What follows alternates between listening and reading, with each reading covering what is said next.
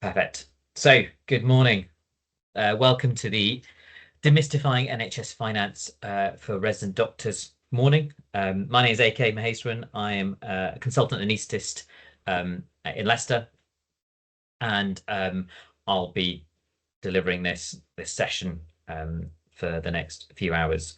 We're going to try and have some breaks as and when we get to points in the talk. As I said, you'll get the presentations, you'll get a copy of the recording. This is quite a low level, very basic introduction to all things around NHS finance. And try and make it interactive, try and get you to use the chat or talk, whichever you prefer, to try and interact as much as possible. Otherwise, it's going to be a very dry talk. What I'm going to be trying to do is cover NHS finance at a kind of national level, and we'll try and give you some local kind of principles, but there will be differences within your own regions and particularly your own organizations. Okay. So what we're going to talk about is the big picture stuff, some of the little picture stuff, and some tips and tricks to how to improve your service. It's about how we navigate the healthcare systems. So I'll try and put some slides up.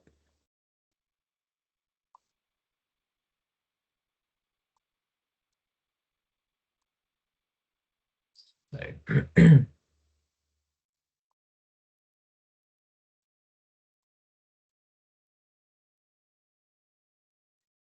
can you see the presentation? Great. Okay.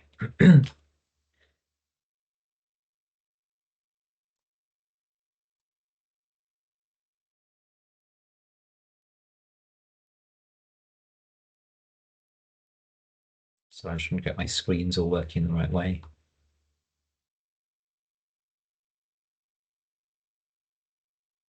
Right, here we go.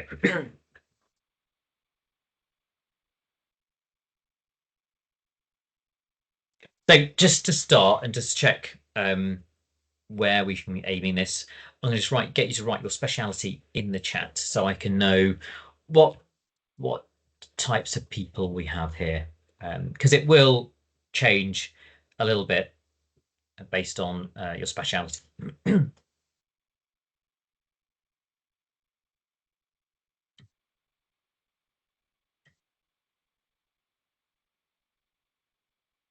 So we've got some community people, secondary care, psychiatry.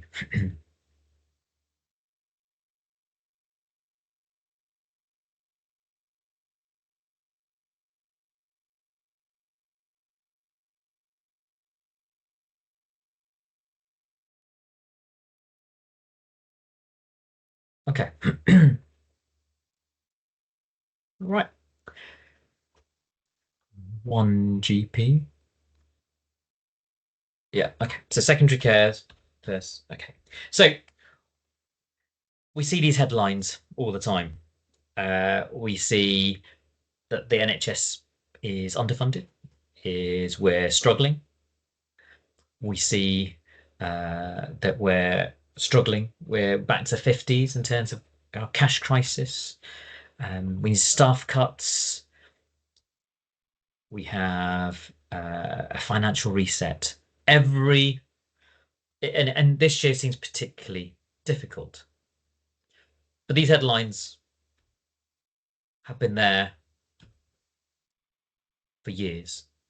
So the NHS's financial situation is no different, really, from 10, 15 years ago.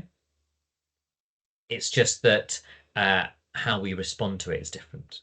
And we'll talk about in a bit why this year seems particularly difficult for people. And if you talk to people at kind of exec level and finance people, they say, oh, this is the worst year. And there's a reason for that. And we'll come to that in a bit. Okay, so as I said, this is about navigating the healthcare system. We're not trying to make you accountants. We don't want you to try and focus too much on the money. We want you to be clinically driven. So focus always on delivering good clinical care, but just aware of the financial implications of the decisions you're making, because every decision we make as doctors has a financial implication.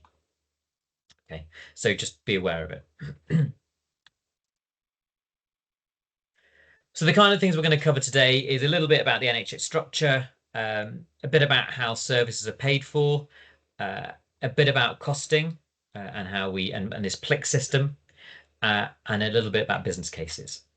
Okay, and we'll try to have some breaks across the morning, just to give us a bit of a rest and to stop you from having to hear my voice the whole time. So when we talk about a finite healthcare system, so what that means is there's a limited budget. We are not infinite. We're not a private system where it's about how much you pay. We are free at point of use healthcare system. Then what we're trying to give is not the best care we can ever give, because and that's a misnomer, because you don't know what that is. But what we're trying to deliver is the best value in healthcare. Okay, so we haven't got all the resources that we want to have, but we have to try and deliver the best value. And so you'll hear this again and again: value-based healthcare, value, good, best value. Okay, but what does that actually mean? So there are three types of, or three definitions of healthcare, value in healthcare. There's something called allocative value. And that's how we allocate resources, whether at government level, at ICB level, or even at organizational level. We don't tend to have much influence on that, but it's called economic value.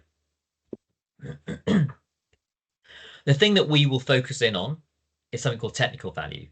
And that's how we make best use of the resources that we are given. So we get allocated resources, whether it's people, whether it's money, and then how we make best use of that is called technical value, also known as efficient value. And the final one is the one that we often forget. It's something called personalized value. And that's to say that what you, me, our patients think is important varies. Okay, we all prioritize things in different ways. Okay. Now there are studies. So they did a study in Wales where they used the Virginia Mason process. So Virginia Mason is a healthcare system in America that kind of really went for the value-based healthcare concept. And so what they did was they asked the doctors and other clinicians in a neurology clinic about what they wanted, what the aims of their consultation was. And they did the same thing from patients. Okay.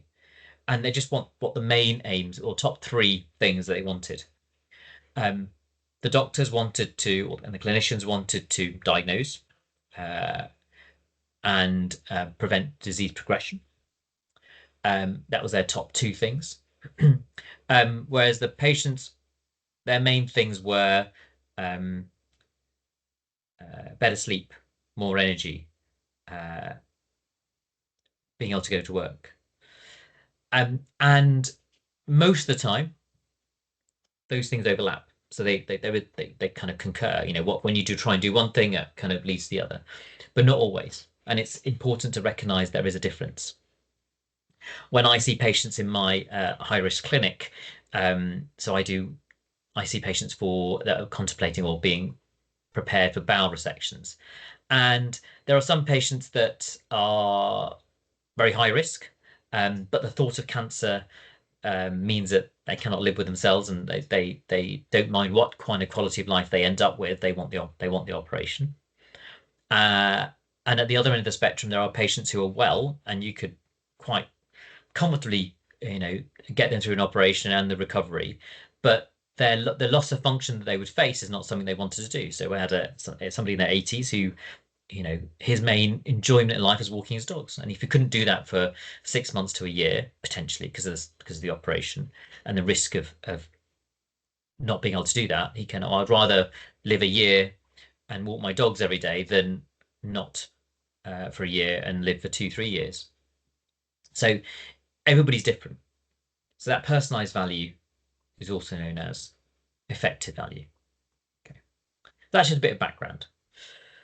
But if we focus on value as an equation, okay, that technical value, this is the technical value bit. And I'm going to get you to think of one word for the top line and one word for the bottom line. So how would we define value, or how should we define value? So what one word would be the top line? What one word would be the bottom line?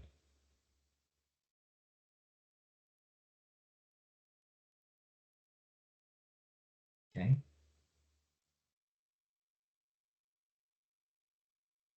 So we've got outcome there a couple of times. Any other words? Suggestions for words?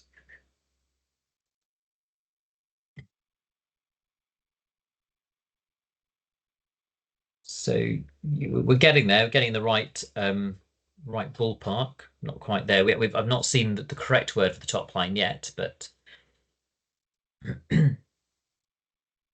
so if I give you the fact that spend and cost. Okay, so we'll use those as the bottom line. Okay, there we go. So we've got quality over cost. So quality over cost. So quality outcomes is what has traditionally been used. Outcomes over cost is if you look at some of the older textbooks and some international kind of papers, they might use outcome over cost.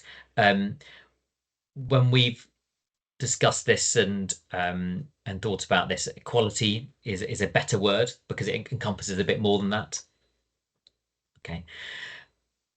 Now the next question I've seen in consultant interviews. So define quality. What are the three domains of quality? In the NHS, there are three components to quality. And if you have a quality strategy or a quality commitment, they often have these three domains or three parts to it.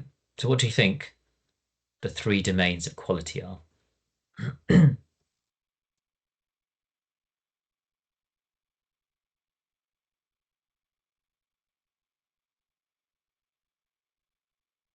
Okay, safety, good. Okay,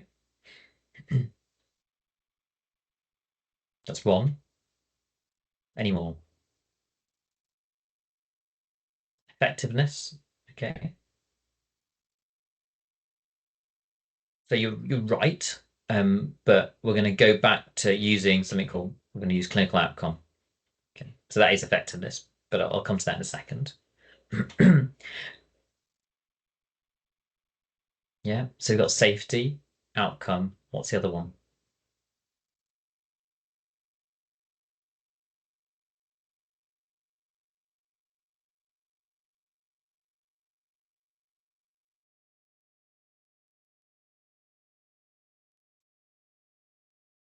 Patient experience or satisfaction. Yeah, there we go. Somebody's got it in as I paint it up. So they're the three domains of quality. Now, clinical outcome, there isn't a specific measure. Now, you have to use whichever measure fits whatever you're trying to do. So when you're doing your service improvement project, your quality improvement project, putting in business cases, you have to show an improvement in quality. Okay, by definition, quality improvement. But when you do that, you don't have to choose a specific outcome. It doesn't have to be 30-day mortality. It doesn't have to be readmission rates. It doesn't have to be length of stay. It doesn't have to be any of the standard ones. You've got to choose the one that best fits what you're trying to measure and over what time period you're trying to measure. Okay. Because there'll be some interventions that have a benefit in the short term, some have a medium-term benefit, some have a longer-term benefit. Okay. And if you only focus on specific outcomes, then you may miss your benefit. So an example that I often use is my surgical colleagues have a different way of closing the abdomen. It's called small bite closure. Okay, so after a laparotomy. And it adds on 30 to 45 minutes, depending on who's doing the operation. So that's not great for our productivity. And it doesn't improve pain, doesn't improve uh, length of stay, doesn't improve 30-day complications, readmission rates, or mortality. Okay.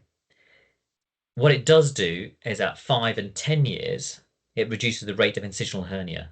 Now, incisional hernias are complex to repair, can require 2 or 3 day stay in hospital, and aren't straightforward, or often not straightforward. So actually, that reduction is a massive benefit, but you wouldn't have captured it by using your standard outcomes. So choose the right outcome for whatever you're measuring and trying to show.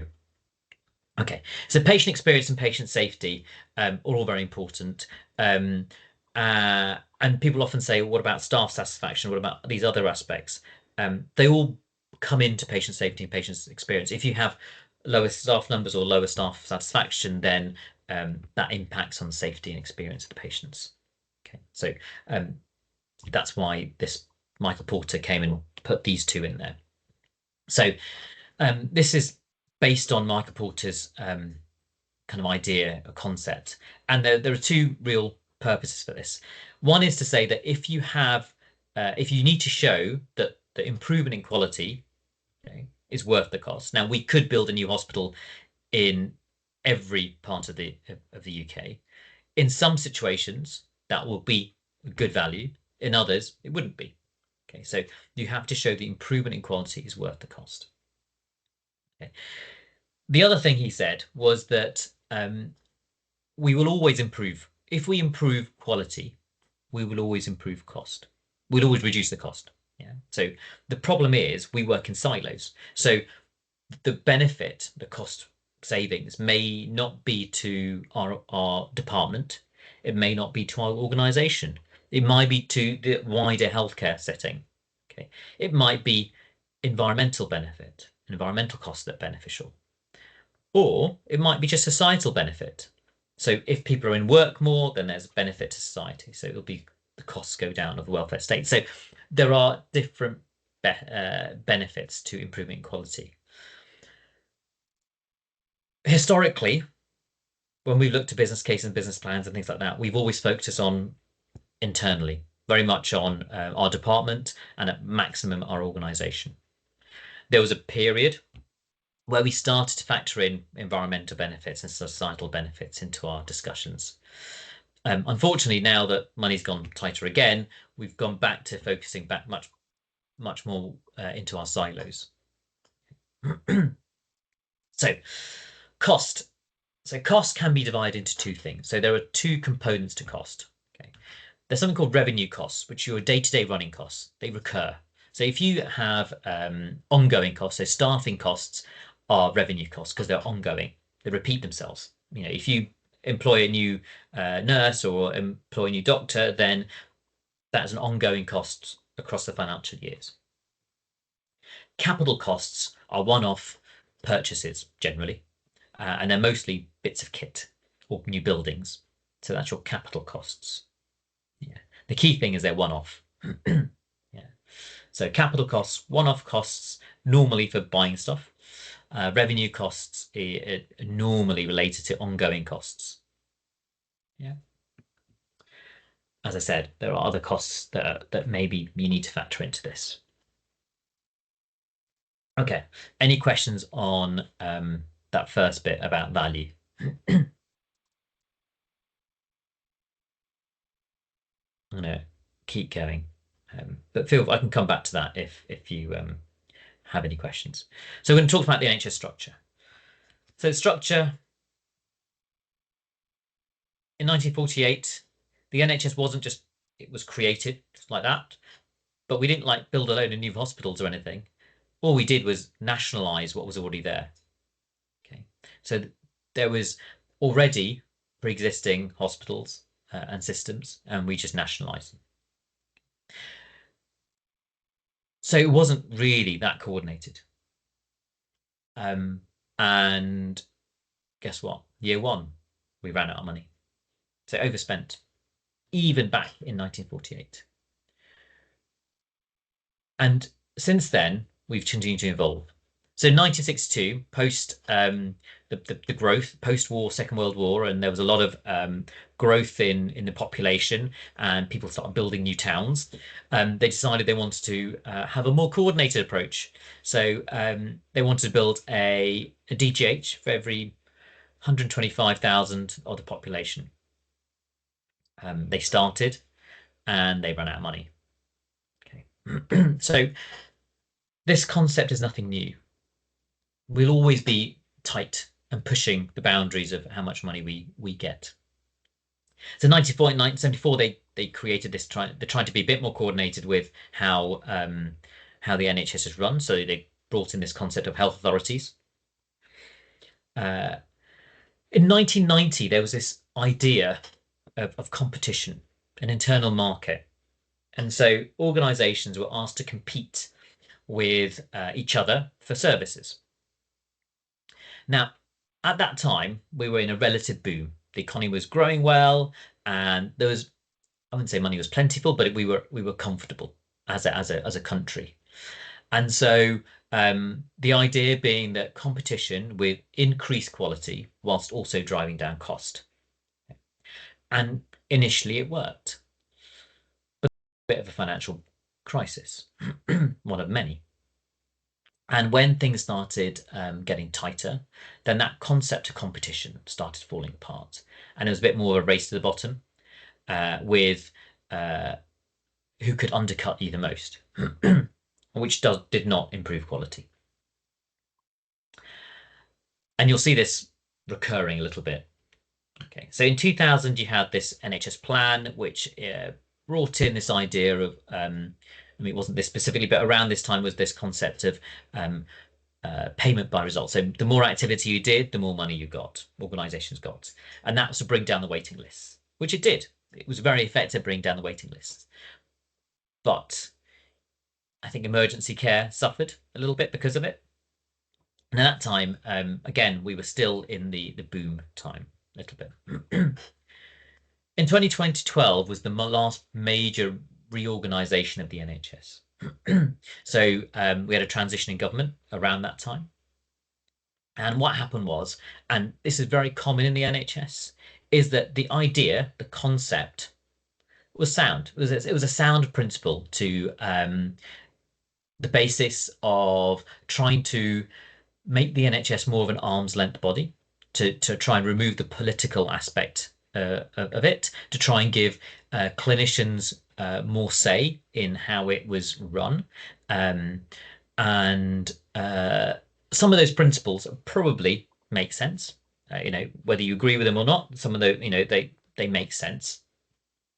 The problem was, and is the implementation. Okay. And what also happened is, so between the idea being conceived and it being implemented, so it takes several years for these to go through Parliament and court and to be implemented. So it was an idea developed by the Conservatives when they were in opposition, and then they won the 2010 election. But around that time, they had the massive financial crisis, which meant that by the time they were introduced, they probably were already on wrong-footed. Okay, and one of the key components of the Health and Care Act of 2012 was that it enshrined, so in law, this concept of competition, and organisations were asked to compete and bid for work. And the CCGs, which were the commissioners at the time, were told they had to put everything out to tender. So had to put it out for people to bid for. And it did lead to some private companies coming in and trying to run what probably aren't profitable services. The most famous one being the Huntingdon Hospital. So when Circle, which was a private company, tried to run an acute hospital, and after a few years they decided that they couldn't run it because they went bankrupt, or that component went bankrupt, and so they handed it back to the NHS. And so for the 10 years from 2012 till 2022, the NHS has basically been trying to maneuver itself away from competition towards collaboration, but within the legal framework that that the 2012 law basically brought in. And essentially, most of the 2022 Health and Care Act was basically trying to legalize or put the right framework around what was already happening to try and put into law the collaboration nature rather than competition. Okay.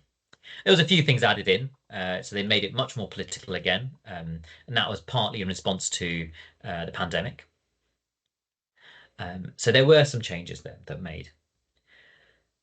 But if we go back to the money, so the amount of money that's spent by the NHS is determined by Parliament, and more specifically the Treasury and the Chancellor's Exchequer. It's determined by the spending review. So the last spending review we had was in June 2025. It happens roughly every 3 to 5 years, and then it's adjusted by the budget. Now, the last budget, which was a couple of weeks ago, was more about taxes and driving income rather than expenditure. So it hasn't actually changed the numbers that we're going to be seeing in a minute. So this is the King's Fund's idea that we believe that in order to improve or at least maintain health and care or healthcare in UK, we need an increase of about 3 to 4%. Yeah. And by luck might have it, we've actually managed overall a 3.6% increase since its conception in 1948. We've averaged out 3.6%. So slowly we've maintained our services, rising demands, improving in some areas. Okay. Occasionally we've had some 5 or 6%, but a lot of the time we've had 1 to 2%. Okay.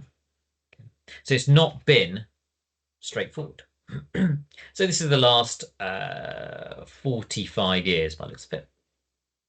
So we had 3%, then we had a big spurge with 6.7%, and then we had the austerity years of 1.1, 2.5, 2.6.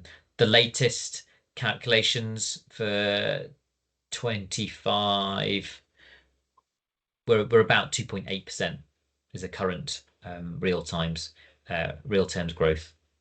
Okay, so we're just under the managing. We're probably managing the status quo.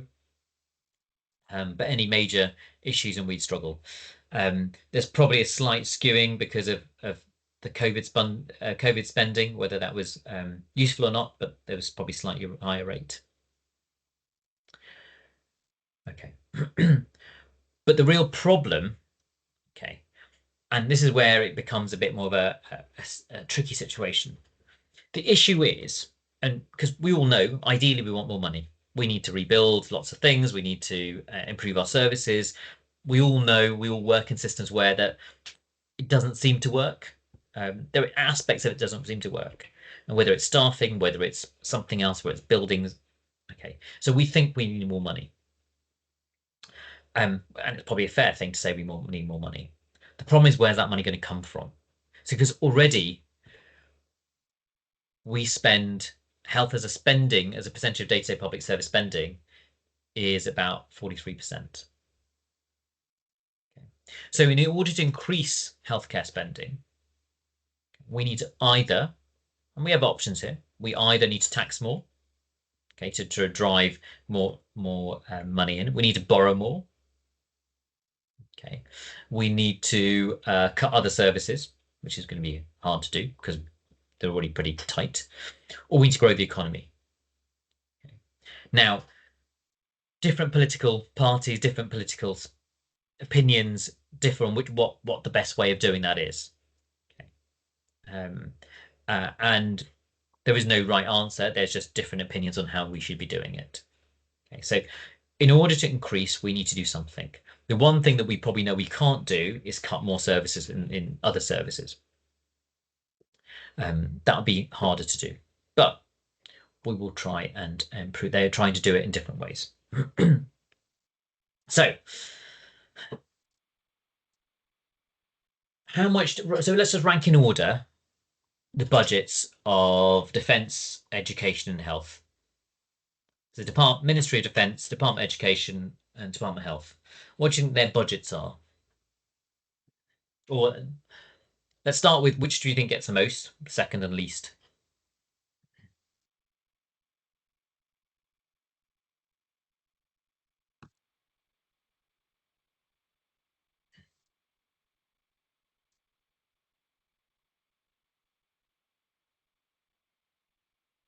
Who gets the most? Who gets the least?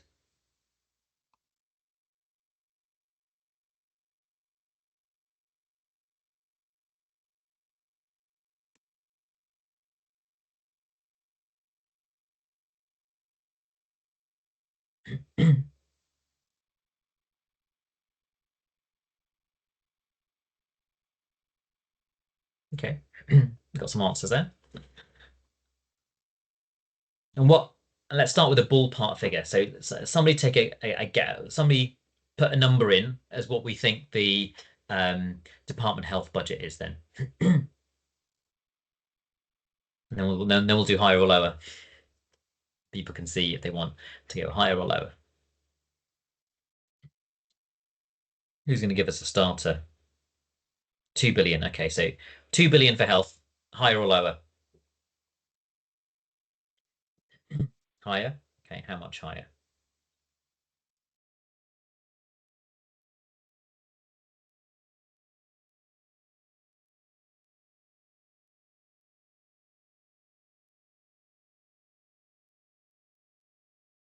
How much higher are we saying? This is annual. Much higher. Okay.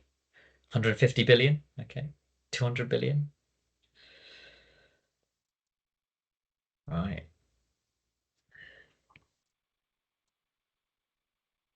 So we spend on health, okay, 215 billion pounds. Now, that excludes social care. So whilst the Department of Health, and it's called the Department of Health and Social Care, um, it's not really social care, it's just health. Because social care is funded via uh, the local authorities.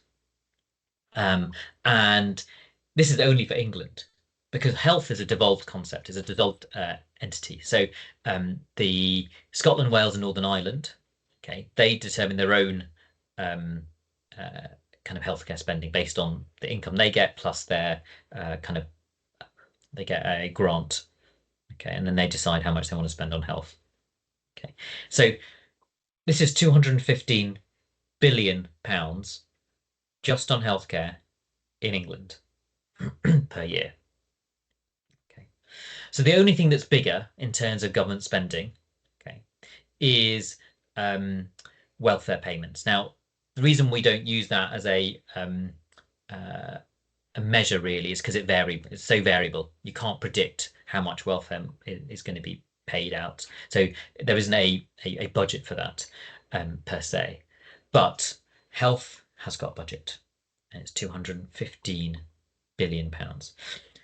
And in comparison, education is a mere 100 billion. And despite the commitment to NATO to increase our defence spending, the Ministry of Defence gets a tiny piddling 62 billion pounds. Still a lot of money, but health outspends it by massives. Okay, so how does that broken up?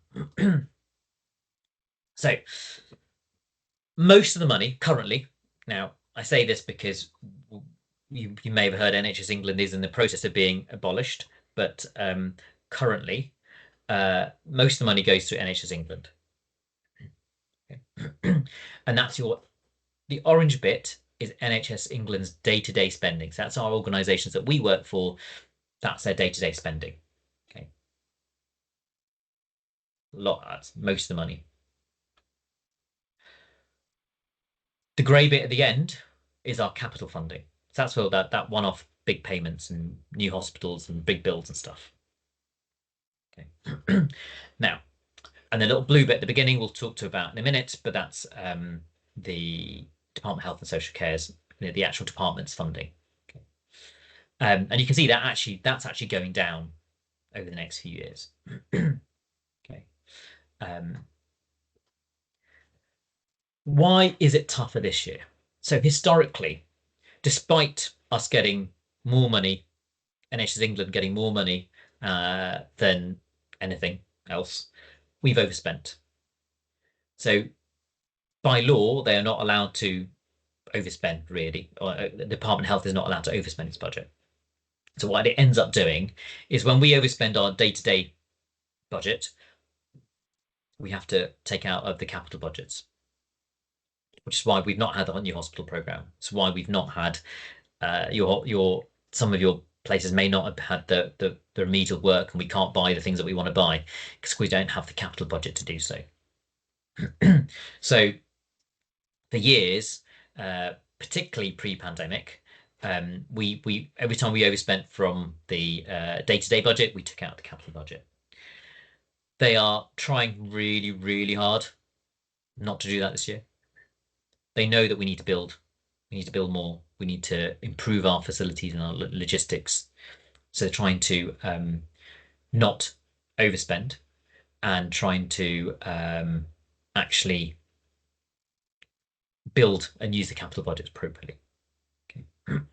So the capital budget is growing, but we just need to make sure that we kind of, despite the growth in NHS England's money, we need to make sure that we're getting the right amount. Okay.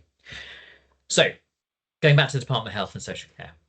So where does that 6 billion go? Okay, because they can't spend it all within their department. Okay. So the Department of Health and Social Care funds several other bodies.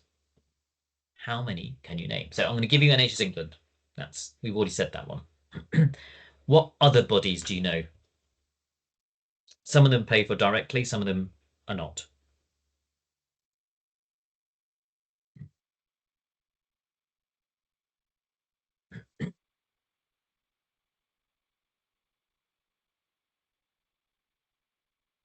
So can you name any other healthcare related body? So ICBs sit under NHS England. So you go, NHS England funds the ICBs, okay, who then fund the organisations currently. CQC, okay, yeah, the Care Quality Commission, correct. That's one. About at least 9 more. See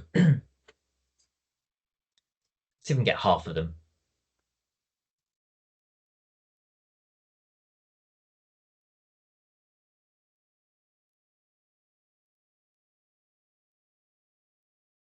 Nice. Yep. The National Institute for Health and Care Excellence. They've kept the acronym, but the actual what it stands for has changed a few times over the years.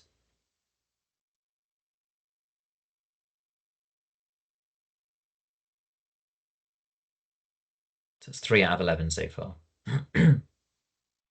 You've heard of at least 5 of them, I think. Maybe.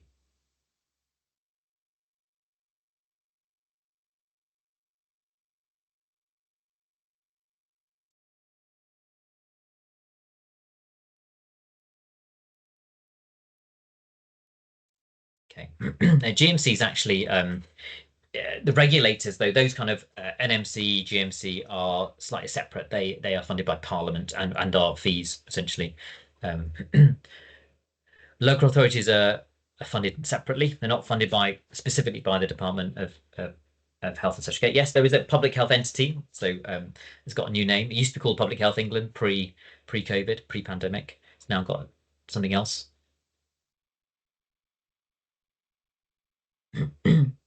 So NIHR is slightly different. It is it's slightly different. It's funded mostly by academics, but it has there is something down there. Okay. HRA. Do you mean the MHRA? So you've got the Medicines and Healthcare Products Regulatory Agency. So they approve our medicines and devices. So primary care networks are separate. They are just groups of GP surgeries, essentially, primary care entities. So much further down, they are funded via the ICBs. Um, but we've got at least got some names down. So, and then the public health one is a UK Health Security Agency. So that's what is the public health body. Now, it's a bit of a bizarre thing, UK Health Security Agency, because public health is it's funded by the Department of Health and Social Care. So the Health Security Agency gives money to local authorities because actually your public health doctor or public health leads sit in uh, the local authorities. And then what they do then is then the local authority then pay NHS organisations to deliver screenings or other bits and pieces. Okay, so it just depends on how it sits, but money flows in and out and then back in again. So some of these agencies have UK-wide roles. So by definition, MHRA and in the Health Security Agency are UK-wide, as is NHS Blood and Transplant. Okay, who look after our blood services and transplant services. Some of the others, like the Business Service Authority, which looks after our pensions and prescription charges, NHS Resolution, which is the new name for the Litigation Authority that looks after the clinical negligence scheme for trusts, which is basically our insurance policy. But they also do a lot of public safety work. Oh, patient safety work, sorry, patient safety work. So that's their other remit. And then finally, you've got the Counter Fraud Authority, which is a very small entity, but it's a relatively new one. And then you've got NHS England, and you've got your regulator. So you've got your NICE, okay, which is National Health Care Excellence. Now, this is the first time nobody's actually mentioned Health Education England or NHS Digital, which were part of were separate bodies, but are now all part of NHS England. Okay, a couple of years ago. Regulators, Care Committee Commission, Human Fertilisation and Embryology Authority, the Human Tissue Authority. I'm not sure if Rebecca meant the Health Research Authority, but that is right. And then the new one is the Health Services Safety Investigations Body, which is the kind of equivalent of the airplane accident investigation body, which is kind of the no blame, trying to look at kind of themes in healthcare safety, essentially. Looking a lot more at patient factors and human factors and things like that in processes when they're investigating problems. So that's where that 6 billion goes. Okay, it goes to fund all these other areas.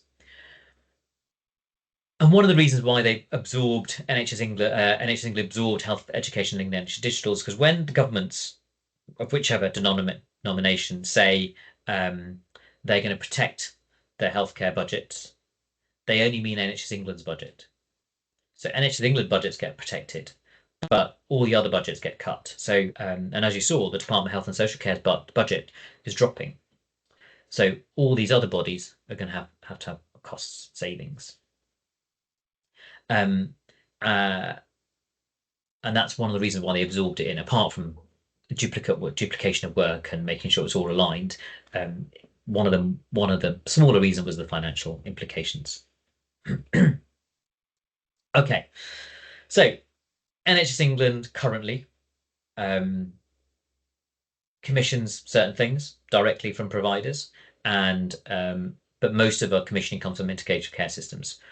When NHS England gets abolished at some point in the next year or so, or year and a half, then what will happen is that some of NHS England role will come down to the integrated care bodies, okay, and some will go up to the Department of Health and Social Care.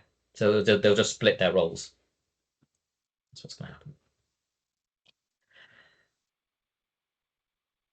So I'm going to show you an animation, mostly so you don't have to listen to my voice for 7 minutes. This is about 2 years old now. The concepts are still the same. The numbers are slightly different because obviously it's been 2 years since then. And some of the stuff at the end is slightly different, and I'll try and cover that at the end. But the principles of how the commissioning works and everything like that is true. It still applies. Get through this.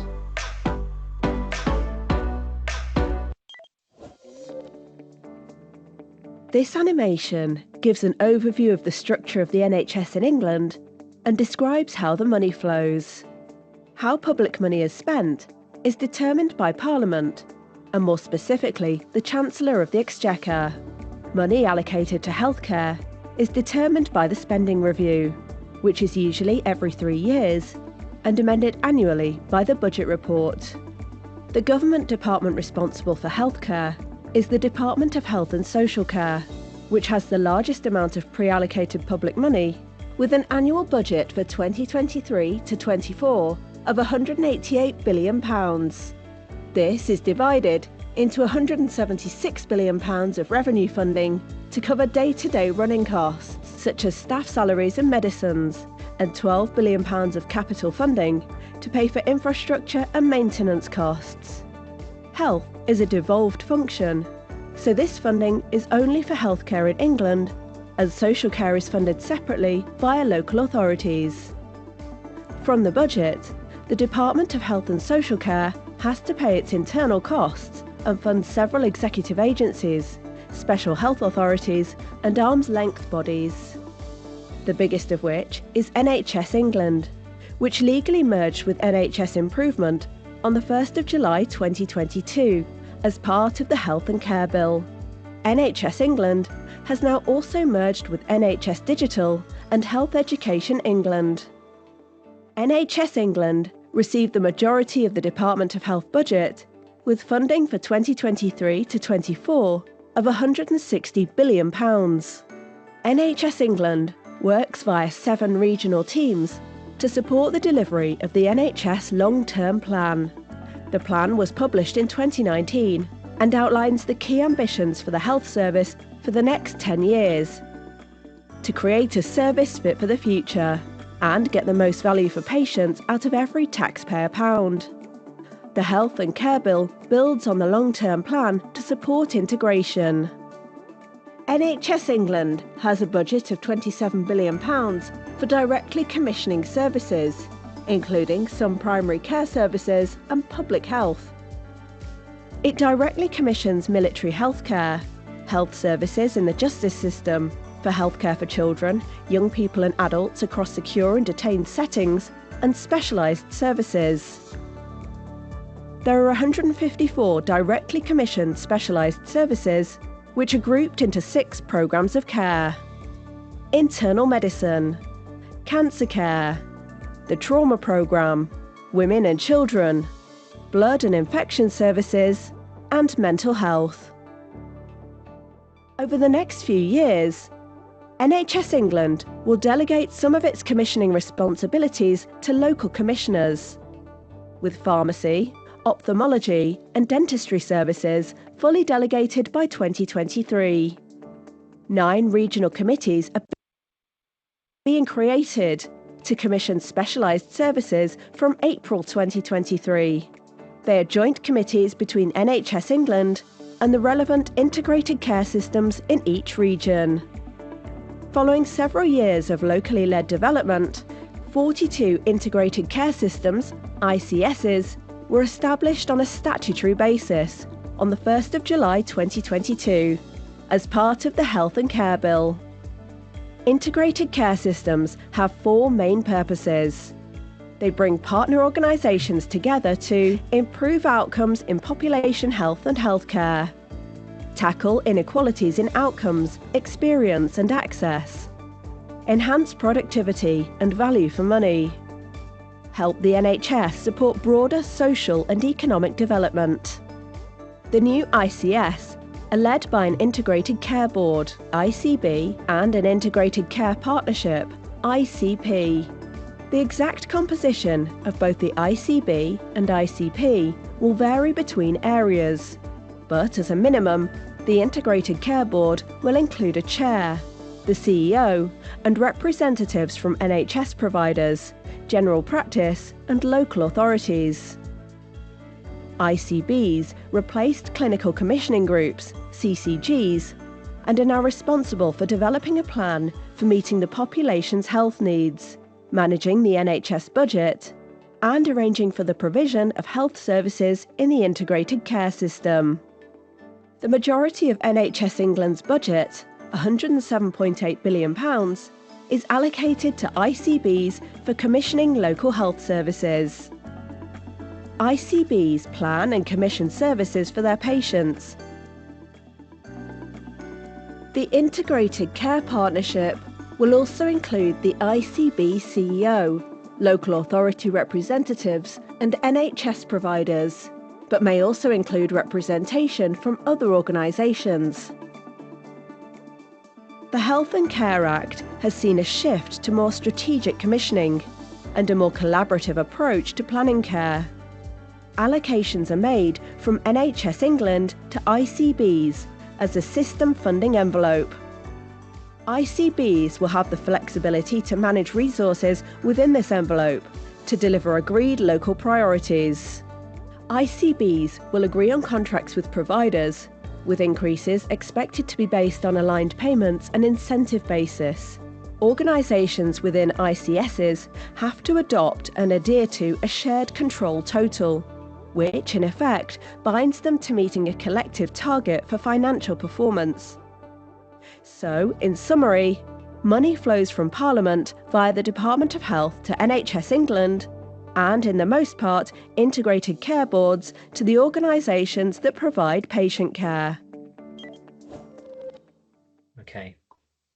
So, a couple of things from there. Shared control total just means, so ICBs agree on what their budget's going to be, but basically how much money they're going to either make or lose. So you kind of set a target, because there's no point expecting an organisation that has, for the last 5 years, overspent by 100 million to go and break even immediately the year after. It just won't happen. So what they say is, well, if you can get to 80 million overspend as an organisation, that's a 20 million drop in 1 year. That's still hard, but if you can do that, then we'll cover it between the other organisations and the ICB. So they basically have to agree to work together more, rather than one person, one organisation within the group make money, the other one lose money, and then there's no incentive to work together. So the idea is it increases collaboration. So the ICB will include acute community mental health, ambulance, primary care networks, and local authorities. And essentially, they're the main replacements, they're the main commissioners. The Health and Care Partnership are more about looking at the health and care. So it's trying to bridge that gap between health and social care. So you bring in the third sector, which is like charities that may be running some drugs and alcohol services, may be running homeless shelters, and they may be running other care programs, and independent, so private companies that may be housing trusts or housing associations that may be providing housing, to try and bring it all together so that there was a discussion between it. In different parts of the country, that level of collaboration varies, just because of conflict between them. So how well they're working is difficult to know. So, as I said, the Health and Care Act in 2022 basically is based on recommendations that NHS England wanted, and they added a few other things, and it created these ICB. So in 2012, when the idea was to give the decision making back to clinicians, they gave it to GPs, and they created 210 CCGs. Quite quickly, it was realised that one, GPs are not always the best people to know what their population needs.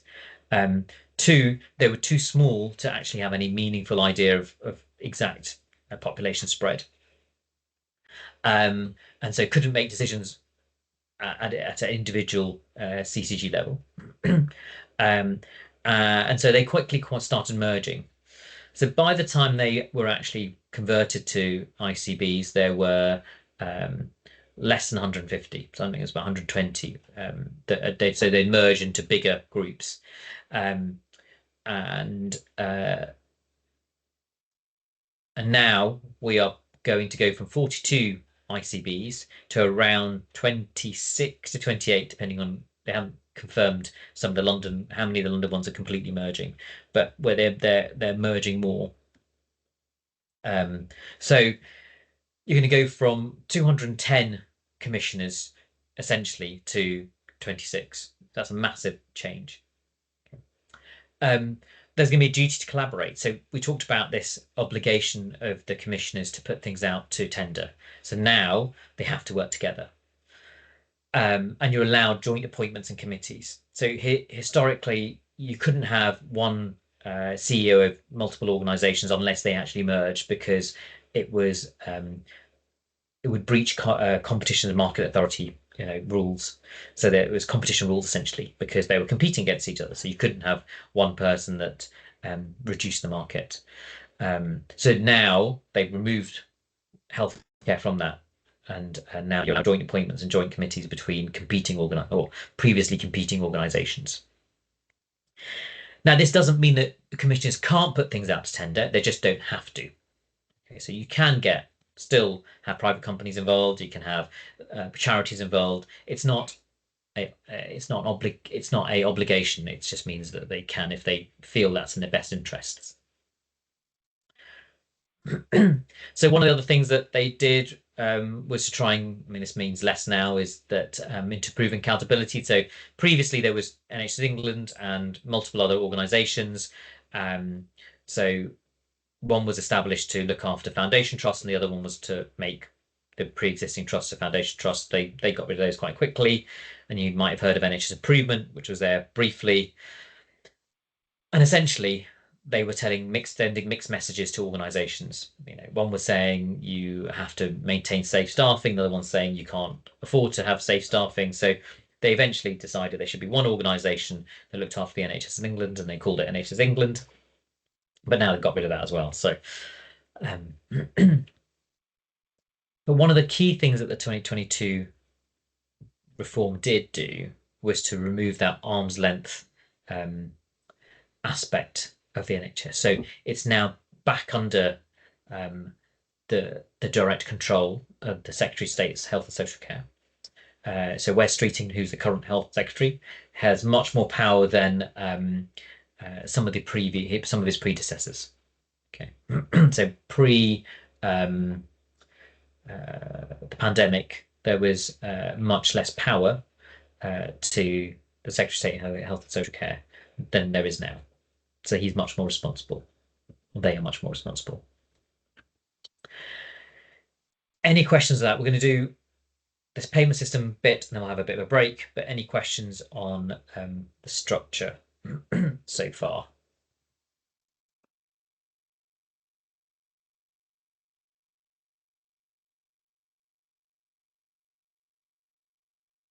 I just have Yes. one quick question.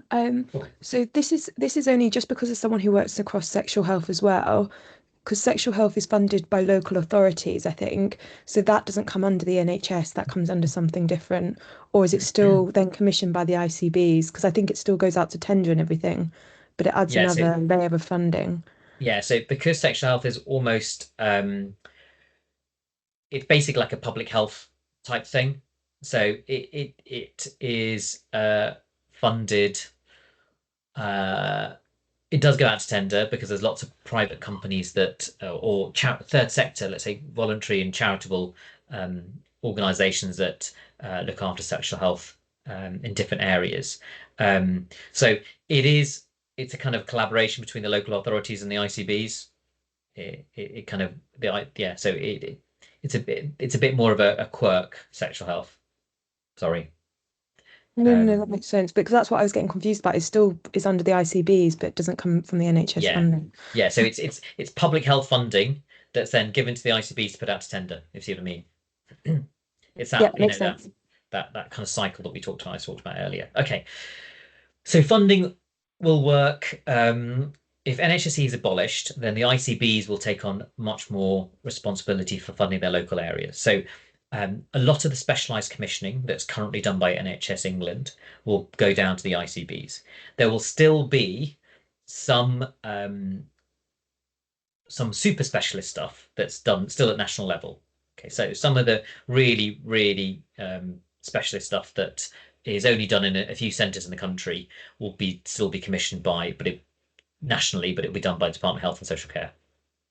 So they'll just that commissioning will just split. So of the 154, I think about 100 will probably go down to the ICBs, and 54 might stay at national level or something along those lines. They're slowly trying to work out how many of those need to be done nationally and how many of those will be done more locally. It's basically what will happen. And the money that went to NHS England will again be split according to ICBs and Department of Health and Social Care. So that money will go up. So hopefully that answers Rebecca's question. Now, foundation trusts. So foundation trusts were a concept and they kind of go in and out of fashion. So foundation trusts are basically much more autonomous organizations. By that I mean, so a foundation trust has its board, okay, but rather than being under the direct control, let's say, of NHS England, it has a council of governors, like a governing body, okay, that hold the board to account, okay, because they are, in theory, private entities almost. Okay, so they are separate from that was the idea. They'd be separate from the main kind of NHS England. Okay. Now, when the criteria to become a foundation trust originally was that they had to be financially sustainable. Okay.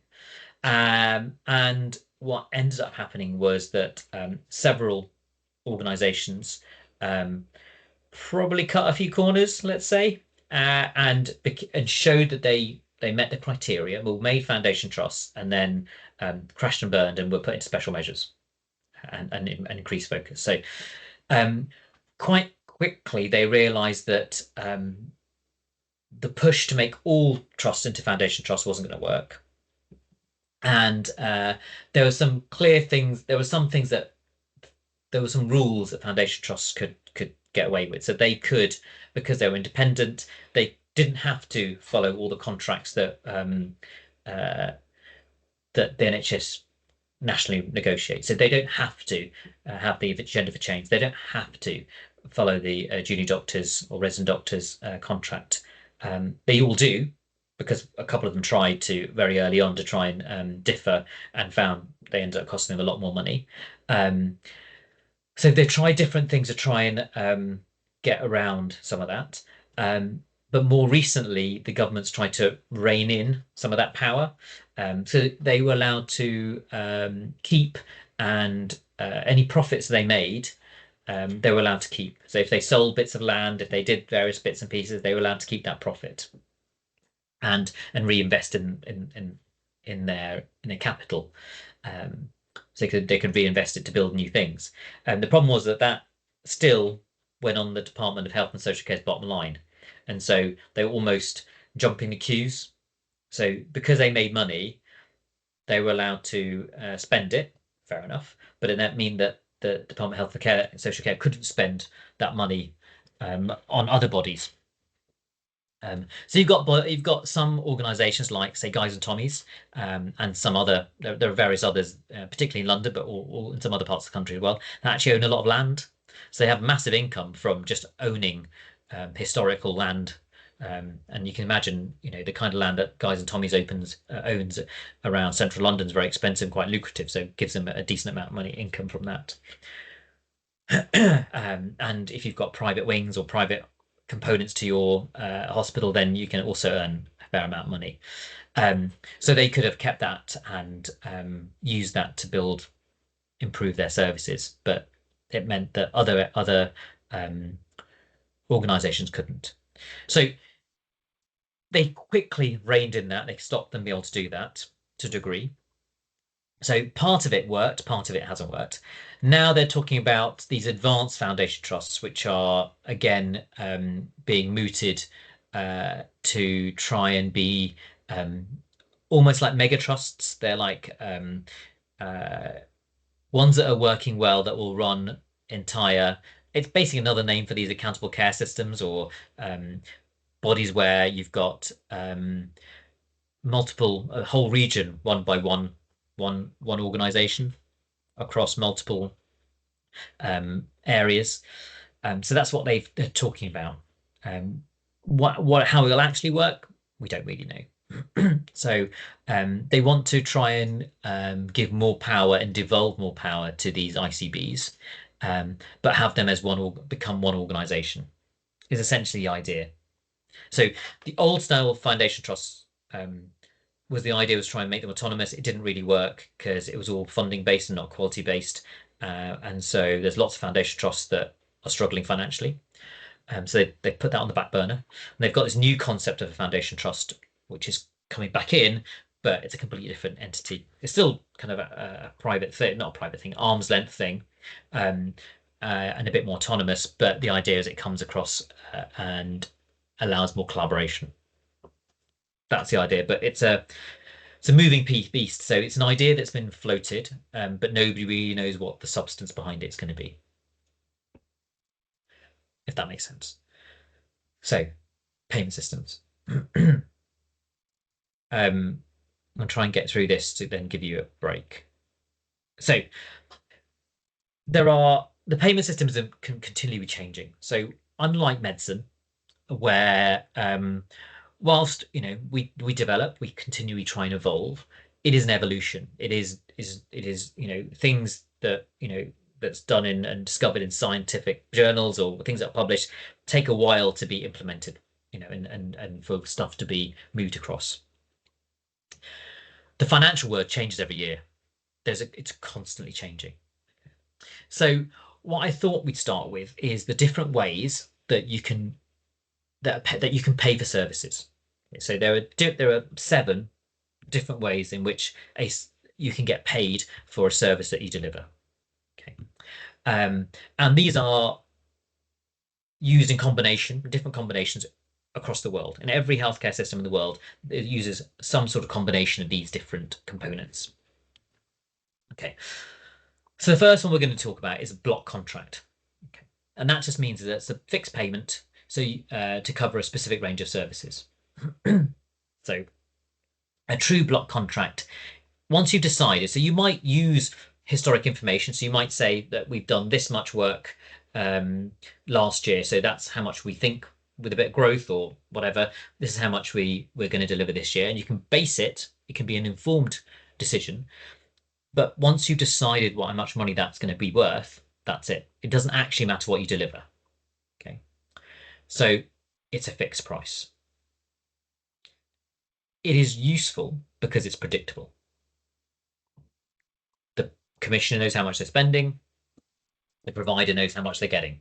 Okay. Traditionally, it's used where it's difficult to measure activity. So historically, it's been very difficult to measure community services. It's also been a bit difficult to measure mental health. It's hard to measure their activity. It was also how we measured what we did during the post-pandemic years. Okay, and a few years before, some acute trusts used it because it was predictable. So that's a block contract. The problem with block contract is no incentive. There's no incentive to take on any more work during your contract. Okay, and if you over deliver, you lose out. If you under-deliver, the commissioners lose out. So somebody always loses, unless you deliver exactly what's said on the tin. It's not very it's not, there's no finesse to it. It's very much this is how much it is, that's it. Okay. Which is good in some ways, bad in others. Capitation is something that's used when it's a per person payment. So you get a lump sum payment linked to the size and complexity of the population. So what that means is you have a weighted population. Now, different when you do using capitation for different things, you use a different formula.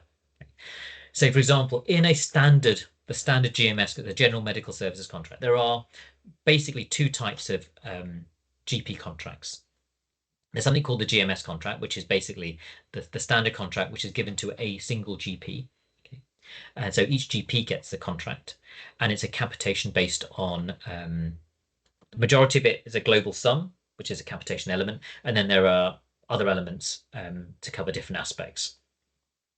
Okay, the other one, because I'm going to cover it briefly, is called the Alternative Provider Medical Services Contract, and that's basically given to a company, and that's what's being increasingly used. So traditionally, it's the GMS contract that's mostly been used, but more and more using this APMS contract, which is given, it's a fixed term contract, normally for about, it used to be about 5 years, now it's about 10 years, given to a provider, which is often a company. And often that they use a capitation model for that, but it's a fixed term thing. Whereas a GMS contract, once it's been given to a GP, in theory, is theirs until they give it up. So a capitation, so what they take into account is things like age distribution of your population. They take into account socioeconomics and various other factors. Rural, how rural you are, how easy it is things to get to. So they weight the population and give you a payment based on that. And there's controversy as to different what formula is used and how things are weighted. So it was one of the problems with the kind of mobile GPs, whether it's Babylon Health or wherever the other kind of mobile GP systems or online GP systems, is that you had to register with those directly with those companies, and a GP practice gets a fixed amount per patient. Okay, and they will have high users, they have low users, in terms of how much time they spent with patients. And traditionally, what basically happened is the fact that you've got the same amount for a low user as a high user, you kind of use the spare capacity from those people that didn't you see very often, tend to be younger, more affluent working age people, to compensate for your older, more socially deprived higher users. Okay, but when these Babylon Health or whatever other GP at hand or whatever these other companies came in, they basically took away that buffer from a lot of GPs, because people that tended to register with them, and their criteria was that they couldn't have really complex healthcare conditions. So it skewed things and made a lot of GP services difficult to manage. Capitation is also how ICBs get their funding, by a different formula, and how health boards in Scotland, Wales, and Northern Ireland get their funding. So and a lot of health boards around the world get their funding on a capitation basis. Pathway of care comes in and out of fashion. It's basically a single payment to cover a whole pathway, and you have a lead provider that then subcontracts out or pays other providers to provide different aspects of it. It was used in hospital maternity services. You've got one payment for antenatal care, one payment for intrapartum care, and one payment for postnatal care. And you had different levels of complexity. So you had, low risk, medium risk, high risk. In antenatal, you had 5 different levels for the middle intrapartum, and then you had a few different levels for postnatal. And it was good because you could subcontract out the postnatal bit to the community services area. You could subcontract different aspects of the pathway to different people. The problem was that it wasn't very agile. So once you started, for example, if you were low risk pregnancy, okay, your whoever it was your provider got the low risk payment. It didn't matter if you became high risk during that. So you needed more scans, you needed more contact. You didn't get any more money until the next bit, until the intrapartum bit, where you might have gone up a bit. And so they thought it was not agile enough to be useful, so they got rid of it.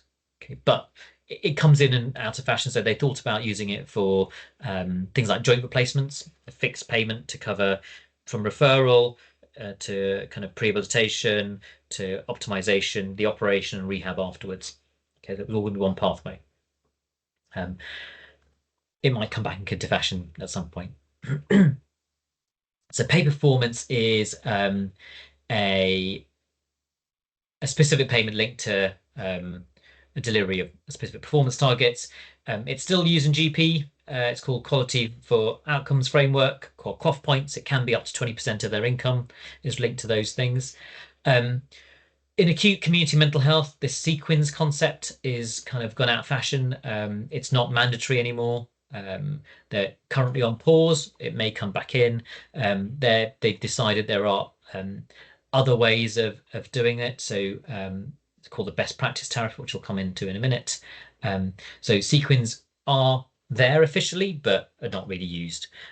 But can be up to about 1% of your income is based on achieving a sequin. So it can be quite a lot of money, but they're not being used at the moment, or they're opt-in at least. Per diem is not used in this country very much, but it is a lump sum per patient per day of care. Used in other parts of the world a lot more than it is here, particularly in less economically developed countries. The one that you're probably most aware of is payment by results or national tariff-based payments. It is basically the more activity you do, the more money you get. And it's based on your coding. It's based on diagnosis.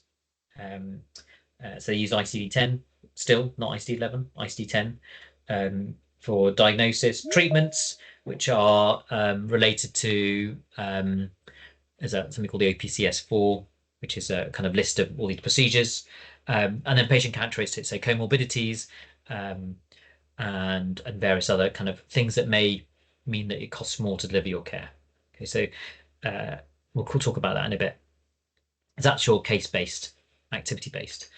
And then the final one's pass through, which is very, very much for the kind of super specialist stuff, where the cost of whatever it costs to deliver your service is paid for by the commissioning body. And most common one is things like high-cost chemotherapy drugs. Okay. What we're currently using is something called the aligned. It's called a blended payment system. So it's a combination of different payment systems. So for mental health and community and ambulance services, you're essentially on a block contract. You're on a fixed amount, which includes all your overheads. Okay. If you're at an acute hospital, then your acute work is on this fixed element currently. So that includes maternity services and any emergency work. Okay. So that's in this fixed block contract. Now, they are talking about making it more variable, and I'll talk about what that means in a second. Where you have so when they talk about this variable element to it, they mean that so it's an agreed level acute activity. So I'm going to do 100 appendicectomies in the next financial year. If you do more than 100, then you get a proportion of the tariff. So you may not get 100% of the tariff, but you might get 50% of the tariff extra. If you do less than 100 appendicectomies, for each one you do less, you lose 50% of the tariff. Okay, so under over activity means that it has a financial implication, where currently it doesn't. Okay, so if it doesn't matter how much more emergency work you do under the current guidance, under the current contract, it doesn't matter. You won't get any paid more. Whereas elective work is and will continue to be based on this kind of activity based. The more elective work you do, and the more outpatient first attendances you have, the more money you get. Yeah. So that's the variable element. Now, best practice tariffs are if you reach certain quality markers. So rather than get paid at, say you get £100 for a hip replacement, if you do certain things, early physio, various other, tick a few more boxes, then they might give you £110 per hip replacement. Okay, so it's if you meet certain targets, then you get a higher tariff. So that's what the best practice tariff is. Okay. And a sequin is your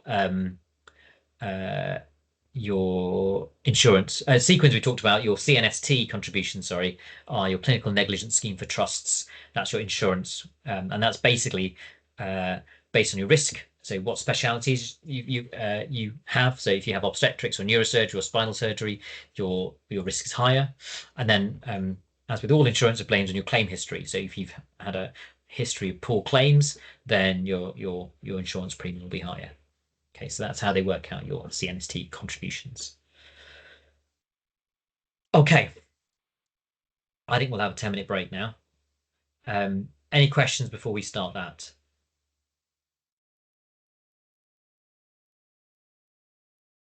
No.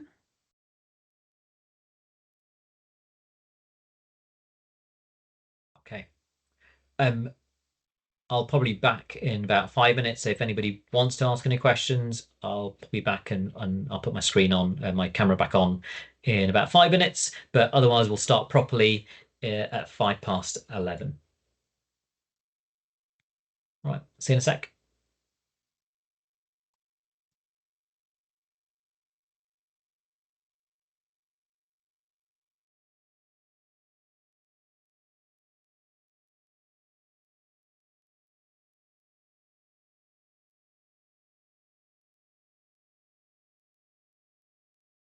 Right, welcome back. Hopefully we can get going again. As I said, feel free to answer any questions as we go along. Either shout it out or put it in the chat. So we're going to talk about costing and clinical coding. So this is getting a bit more. So we started big picture, national. We'll try and go a bit more local. Looking at the specialities that we have, it looks like we've got slightly fewer acute secondary care people than we usually have. So I'm going to just touch on clinical coding because it's much more relevant to those people than it is to those in kind of mental health and community services. So start with costing a little bit. What's the difference between cost and price? It says looking for his coffee.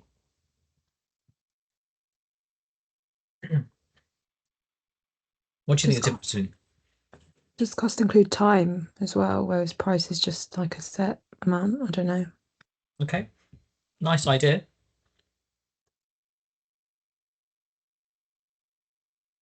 Anybody else?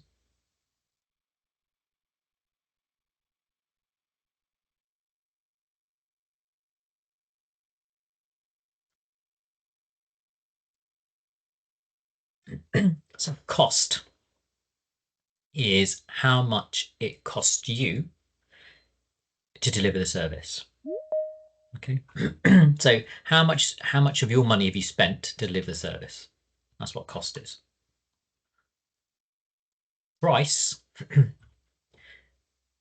is that how much you get from the commissioners. Okay. Now, in an ideal world, particularly in healthcare, which we're non-profit, so we want, as a very minimum, we want the price to cover our costs, so our income to cover our expenditure. That's what we're looking at. But often, the cost outweighs the price, and that could be, and that this is where the real issues arise. Okay, So almost by definition, the way that our current outpatient structure works, where it costs us money, it costs clinician time, admin time for a follow-up appointment. And in almost all cases, those follow-up appointments cost more than the income we're getting. Okay. Because you get very little, if anything, for follow-up appointments in the outpatient world. Which is why we're shifting to a new way of doing things. But so activity does not always make money. And it's something that we probably hadn't really appreciated until probably the last 5 years or so. So historically, what we've always done is try and increase activity. Do more, do more, do more, particularly in acute sector, but also mental health and community. We want to do more. Now, the incentives in community and mental health are slightly different because it's not activity based. And so the pressure's not there to the same extent. The workload is there, don't get me wrong, but the financial pressure's not there. Historically in the acute sector, in acute secondary care, they've always wanted to drive income without realizing that in some situations you're just losing more money because it costs you to deliver that income. And this is where costing comes in. Okay, I'm gonna miss this one out in a minute, and we'll come back to that in a minute.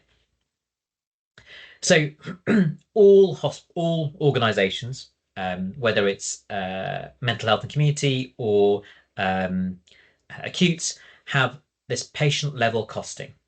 Okay. So it's matching the resource to activity and then matching the cost to that activity. Okay. How well it's done varies. Okay. So when it first came out, it was very broad. We had no specifics because there were things that were hard to measure. It is far easier in, I'm going to call it conveyor belt services. So basically where a patient gets admitted, has something done, gets discharged. Okay. In those services, it's very easy to measure how much it costs to deliver that service. Okay. So a lot of operations, a lot of procedure-based stuff, it's very easy because you can count activity very easily. When it comes to things like the medical wards, mental health care, community services, because it's harder to measure activity, in terms of it's more difficult to so the cost of a ward, you don't have a measure for each contact you have with a patient or somebody has with a patient. Okay, whether it's a pharmacist, whether it's a nurse, whether it's the healthcare assistant. Okay, you don't know how many times they've been in contact with that patient. Okay, so you can't get that finesse of how much it costs for a patient to be cared for on a ward to the same extent as you can in theatres or in a endoscopy suite. Okay. Mental health is very difficult to kind of cost out, apart from in clinics, because again, you know how many patients you're getting, you know how much it costs for that clinician to be in the clinics. Okay, so different aspects have different degrees of costing. But what we do is we divide up the costs. So there are some broad costs. So any depreciation costs, any rental costs. So that's what the PFI is. So you basically have any costs that are generic, things like HR, IT, finance costs. All those kind of things are divided equally among all the patient to all the areas. Okay, so you get costs from that.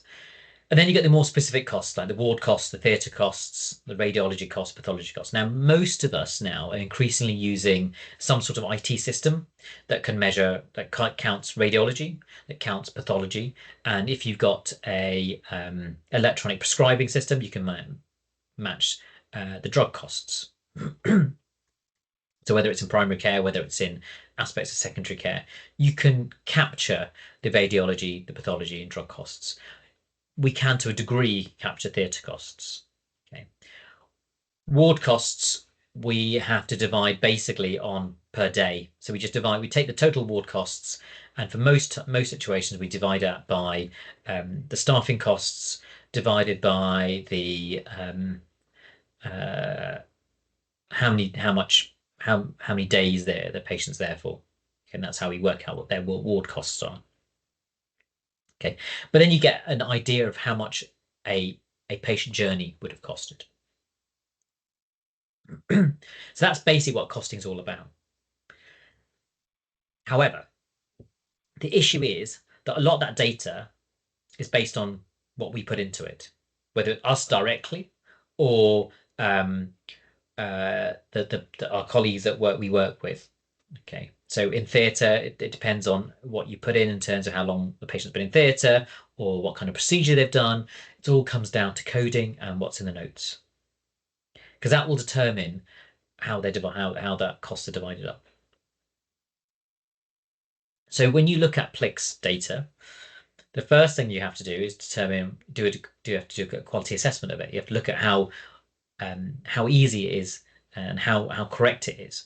So when I first started looking at our PLIX data for Leicester, and repeatedly every specialty we show it to, the first thing we have to do is then correct any errors, because there are lots of errors.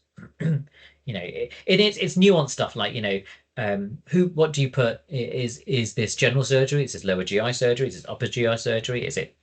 There's different labels for different things. And it's just making sure you consistently apply the right label. So it's just about data accuracy. Right, it's not something, but we can inform the people doing the costing stuff about the errors. Yeah.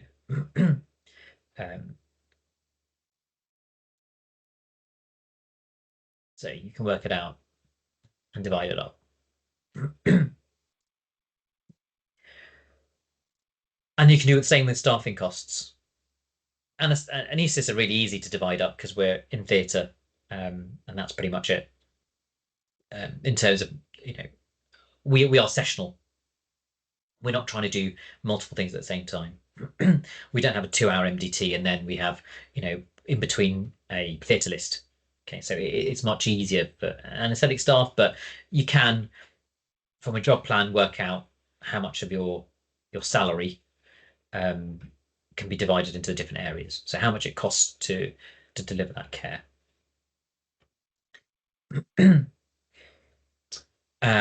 So the cost driver, so weighted length of stay, so you can adjust it based on length of stay. As I said, surgeon cutting time or theatre time, patients in theatre time, number of patients in an MDT or an outpatient, depending on attendance. Okay. But what you can do with PLIX is look at your pathways and see if they're making money. Like we said, we want the income we get to match our costs. Now, there's always going to be situations where 1 or 2 patients in super specialist stuff, 1 or 2 patients can skew the data. But if you're high volume stuff, if you're losing money on high volume stuff, whether it's outpatient clinics for mental health, whether it's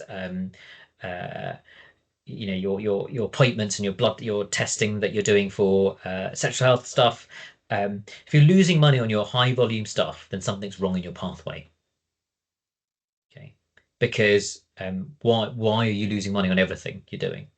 Okay, and it's not that you're not getting paid enough, or I mean, if you've got something specific, some specific quirk in your system that means that in your how you're set up, the logistics or whatever it is, then you can ask your commissioners for more money. So that's fair. Or you can look at your pathway and see how it needs to be changed to make sure you make money. So that's why PLIX data is really important.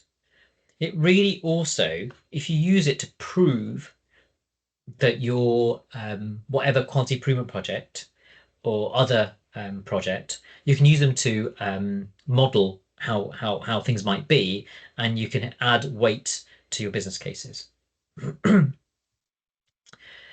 So you can use it for service redesign. Okay, you can look at it for business cases. You can look at it for benchmarking, so comparing your costs. There's a national PLIX portal, which anybody with an NHS email address can access. And you can look at pathway redesign. You can look at it for looking at data utilization. There's lots of ways of using PLIX data, okay, to as a way of improving the quality of care you're delivering.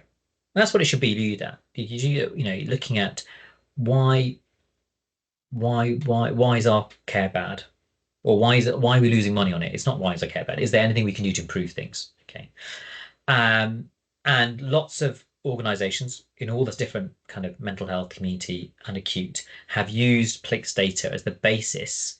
It's not the be all end all, but it can identify areas of improvement. It's not to say that use of PLIX data to cut services or anything like that. You can look at it to go, look, this shows that something's not quite right. How can we improve it? Now, it might be something as simple as improving the coding. Okay. It might be that you're not getting paid enough for each of these procedures because you're doing something more complex. Okay, and we're not documenting it properly. That might be as simple as that. Or it might be that we're doing too many contacts. You know, is there a way of streamlining the pathway to improve it? That's what PLIX and costing is. So if I go back to I'm going to go back to coding for a second. Now, as I said, I'm not going to do too much coding. There is a video here all about coding. As I said, I'm gonna fast forward to the last few minutes of it, only because it's used for lots of different things. Well, actually, once I get through the advert. Glenn's just used confused.com and doesn't have the thought of car insurance weighing him down anymore. Can't believe we're getting married. You're not getting married. Insurance feels better when you've just used Confused. This animation will give an overview of clinical coding in the NHS. Essentially, clinical coding is the way an NHS organisations are healthcare resource groups, or HRGs. A healthcare resource group, HRG, is a grouping of diagnoses and/or procedures which are similar in terms of care delivered and the resource used. In order to reflect the complexity of care delivered, HRGs capture main condition treated, investigated, procedures, investigations performed, comorbidities, complications, age, length of stay. Healthcare resource groups offer organisations the ability to understand their activity in terms of the type of patients they care for and the treatments they undertake. Why is clinical coding so important? Clinical coding provides the information that underpins almost all the data flows within the hospital. It can be used for clinical governance, quality improvement, epidemiology, benchmarking, commissioning, financial flows. The challenge. Coders are only able to use information that has been documented in the clinical notes. Incomplete or unclear documentation has been repeatedly shown as a weak link in the data quality chain. Now we know how important accurate clinical coding is to NHS organisations. Here are some top coding tips. Clear. Write clearly and legibly, type if possible. Use appropriate language. Check with your organisation, as some have agreements to accept certain terms. Complete. Ensure all diagnoses and procedures are recorded in detail. Document all relevant comorbidities. Understandable. Abbreviations and shorthand cannot be coded. Coders are not allowed to interpret investigations or numbers. Accessible. Make sure the coding team know where key information is recorded.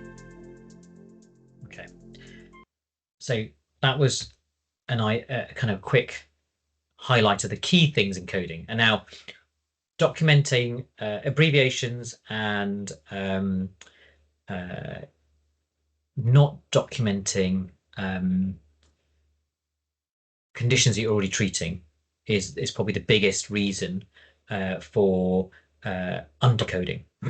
So there are a lot of things that we don't think matter such as a patient that's wheelchair limited, or depend on needs help sit to stand, or whatever it is. There's lots of stuff that the physios or the occupational therapists might document in their notes that can be included in coding. Okay? And what you need to make sure is that on your electronic records, if you have them, or your physical notes, if you have them, that you document those clearly. Okay, so coding is really important. It's probably one of the biggest reasons why there's errors in the data pathway, but it's all, sometimes it's the coders, often it's us. Increasingly, more and more hospital systems or electronic systems, or wherever you're based, are using something called SNOMED, which is so ICD-10. Unless you're in mental health, the ICD framework is not what we use in our day-to-day terminology. We use much more clinical relevant framework, which is what SNOMED is. SNOMED is much more clinically appropriate medical dictionary, as medical classifications. And what they're trying to do slowly over many years is try and match all those SNOMED terms to a ICD-10 or ICD-11 eventually component, so that you can probably use AI or language learning models to try and match the two. Okay, and increasingly, what will happen is that the first part of coding will be automated, with the coder's role shifting to be a more quality assurance process. That's what will happen in the future at some point. But increasingly, they're trying to use more modeling to try and help improve our coding. But it is probably the biggest problem in all aspects of healthcare. They tried to try and get coding in mental health with the clustering. It never really worked because there wasn't enough. There was almost not enough clusters, and it's very difficult to allocate resource according to clustering, because there is different degrees of schizophrenia or different degrees of mental health problems. Depression is a spectrum, and it's very hard to kind of subclassify those according to severity, really. So that's one of the things that they're having issues with in mental health, but and in community health as well. So they are trying to improve that, because actually that level of granularity is important in terms of helping us improve the services we're offering. Less about money, but just about the service we're offering. Okay. So to give you an example of things that have done. So Leeds basically looked at PLIX data to review two different ways of doing it. There's traditional 2RP, okay, which often meant that took a 2 to 3 day stay. Not very expensive to do, but there's always a risk of 2RP syndrome, hyponatremia, various other complications that you can get. So whilst this Eurolift thing costs more, because it was a day case, the risks were lower, and the patient was done as day case. So that's overall was cheaper, but you had to look at the pathway to look at that. So PLIX data was really useful for that. Okay. This is the PLIX portal I was talking about. One of the things that they did in again, both in Nottingham and Leeds, is look at things like cardiology, and look at their interventional issues, and often they found they were undercoding their procedures because they weren't writing sufficient information on what they actually did, or it wasn't typed up properly, or something like that, so that they were doing much. But they found that by looking at the PLIX and finding that there was a load of procedures that took double the time of the standard procedure. And when they looked into it, it's because they were more complicated procedures. So again, it may not give you the answer, but it can give you where the problems might be. Okay. Final home straight now. Business cases.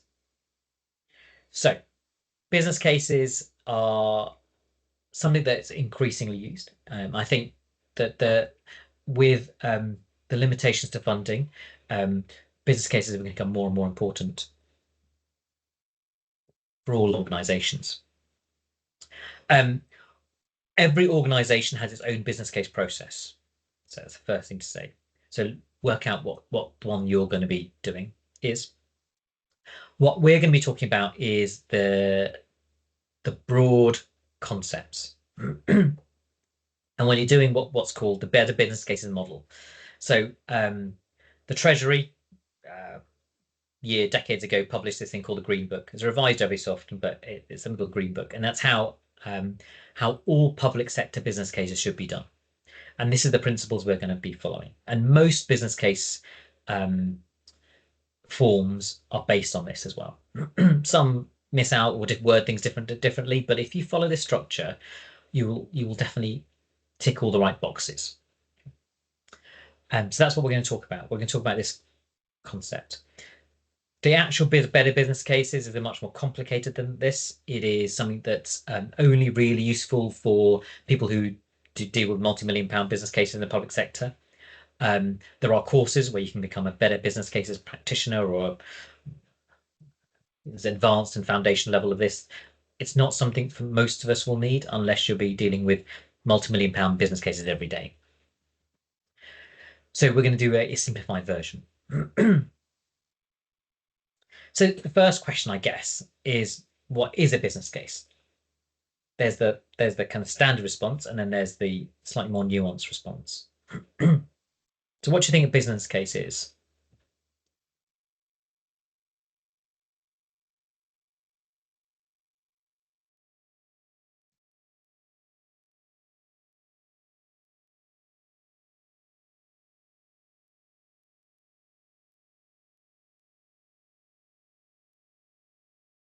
Yeah.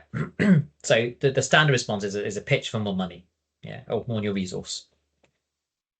So that is the main reason. It's a bit like it's the written version of Dragon's Den. You're kind of asking why you need to be funded more than somebody else. Okay. The other purpose of a business case is to look at your thought processes. It's look at, so when things may not go right, you can look at was an appropriate decision process followed when you're looking at options. I'll show you what that means in a bit. Yeah. So Amy's right as well. And same concept. The biggest problem that you have with business cases is that most business cases have an answer. So if you write a business case with an answer in mind, the likelihood is you won't have thought about things properly, and it's more likely to fail. Okay, so I've looked at lots of business cases, and what sets a good business case apart from a not so good business case is those that have been written with a specific outcome in mind are never as good as those that are designed to solve a problem. So if you think of a business case as a way of sorting a problem and write it with that as your driving force, main focus, your business case will be better thought through than one that's designed to with a pre-planned outcome in mind. Okay, so that is the main driver of a business case, is to solve a problem. Historically, their business cases have been done to increase income, but that's less of a driver now. The other way, in certain circumstances, is improving quality. If you haven't really got a problem, but you think you can go to the next level by improving quality, then you can. It depends on how much buy-in you get. Okay.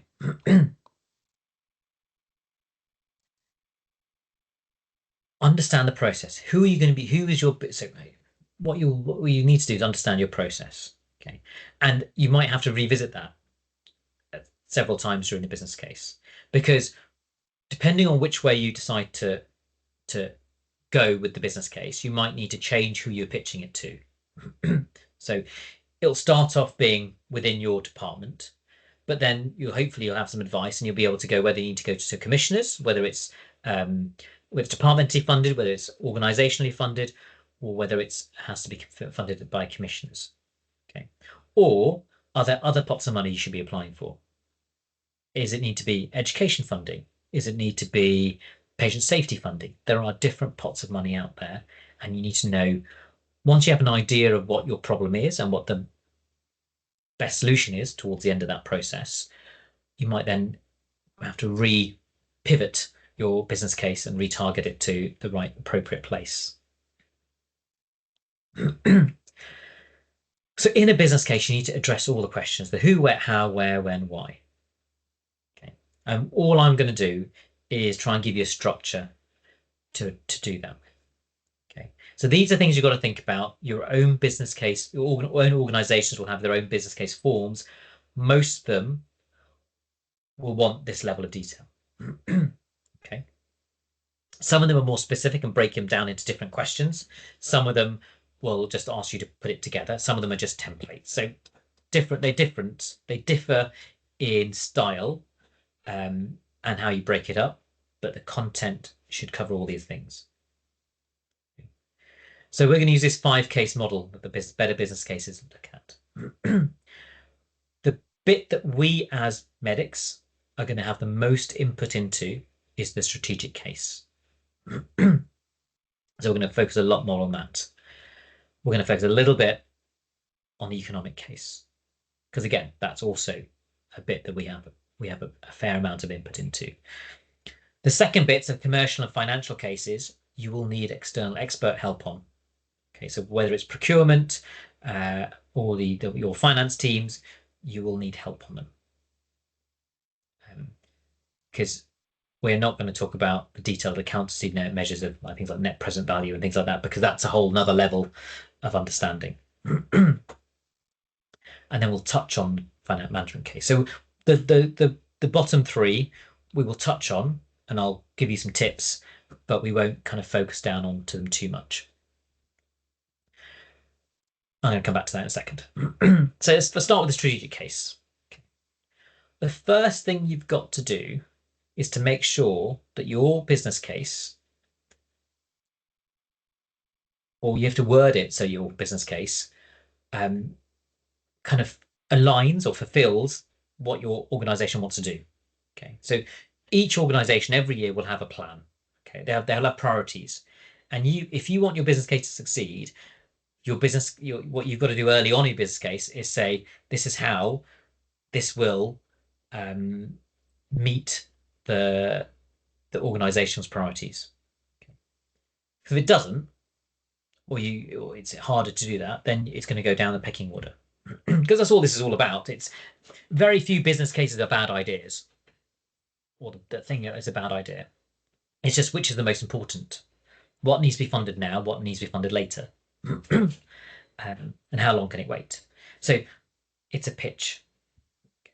So how does your business case align to your organization's aims and ambitions? Very early on. The other key bit, another thing that people fall down on, is your case for change. Okay. You have to have data to back up what you're saying. If you're saying this is a problem, you've got to show it.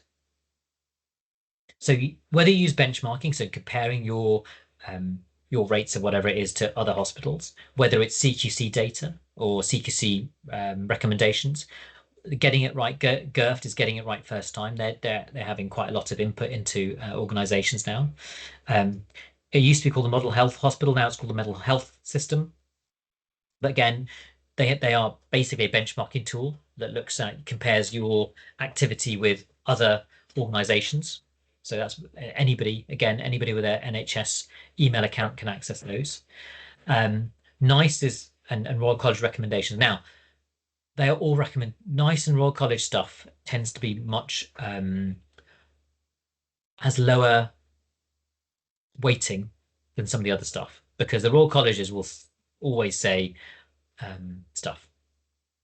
And if you think of how many Royal Colleges there are and how many recommendations they publish every year, they are recommendations. They are something you should be aiming towards, but they don't really aim for things to be prioritized. Again, same thing with NICE recommendations, but to a lesser extent. Sometimes if they've done a technical evaluation where they've shown that this is good value for money, then you might have a bit more weighting, a bit more influence with it. But the benchmarking CQC stuff is very important. Mortality reviews and root cause analysis is also good kind of agents for change. So those things will push harder than a lot of the other stuff. Okay. To give you an example, and again, most of my examples are either anaesthetic or surgical because that's the areas that I work in. So this is something we did at my hospital. So desflurane is quite a bad. It's very all anaesthetic gases are bad for the environment. Desflurane is about 10 to 100 times worse for the environment than any of the others. We use this to show that we were one of the worst offenders in terms of desflurane usage. We use way too much of it. So I use this to apply for some sustainability money. So there's money for sustainability projects. It was capital money, so I couldn't employ anybody, but I could get kit. So I use it by syringe pump, so we could deliver a different type of anaesthetic from that fund, and showed that we were an outlier and we needed these things because we didn't have enough of the other stuff to reduce this. So I use this as a driver. High desflurane use was our problem, and we needed to get rid of it. A potential solution was with these pumps. Okay. So it's how you justify it and how you sell it. So that was from July 2021. I started as the sustainability lead in September 2021, and within 6 months we'd got rid of desflurane from the trust. Maybe 9 months, desflurane from the trust. So you can use it as a driver. Another one, more surgical related, but we used it for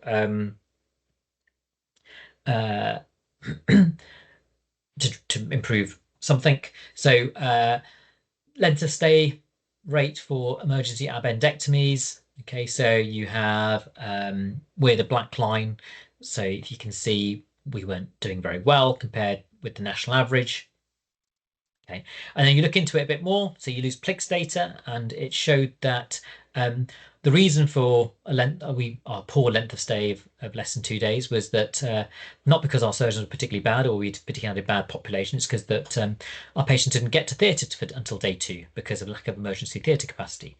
So again, we used it to increase our emergency theatre capacity slightly, and it's slightly better. I wouldn't say it's a lot better, but it's slightly better than it was. Okay, so again, this was a few years ago. But you can see the idea is that you use the data to push your narrative. The other bits of strategic case are, what is your current arrangements? What is your current situation? What are you using now? Why are you doing what you're doing? Okay, so if it's for theatre capacity, you look at your current theatre capacity. Okay. So you explain what your current situation is.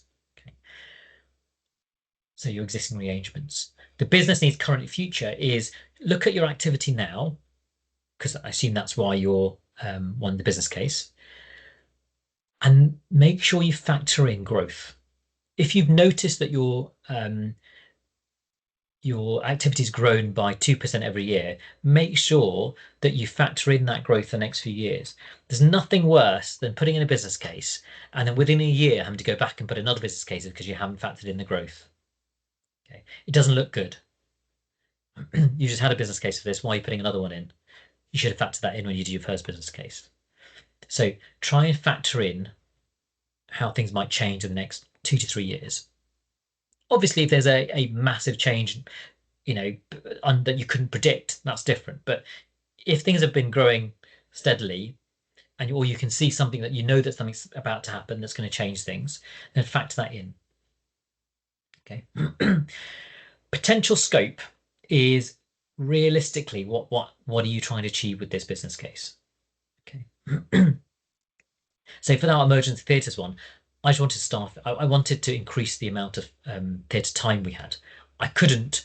This wasn't a business case looking for more theatres. I didn't want to build more theatres. That wasn't going to happen. That wasn't going to be within my remit to do, because we were told there was no money for that, because that's a lot of money.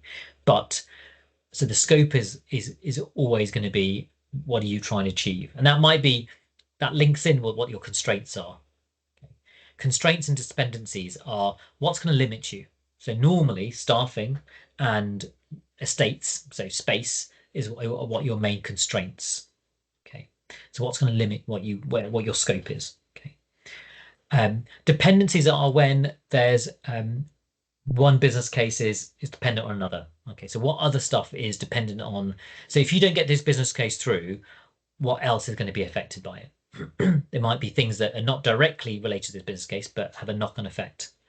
Okay, so what's dependent on this business case? If you build a new building, but you don't, and it comes with most of the staff, but you don't factor in things like radiography for an orthopedic theatre, then one business case dependent on the other. Okay, so what's dependent on it?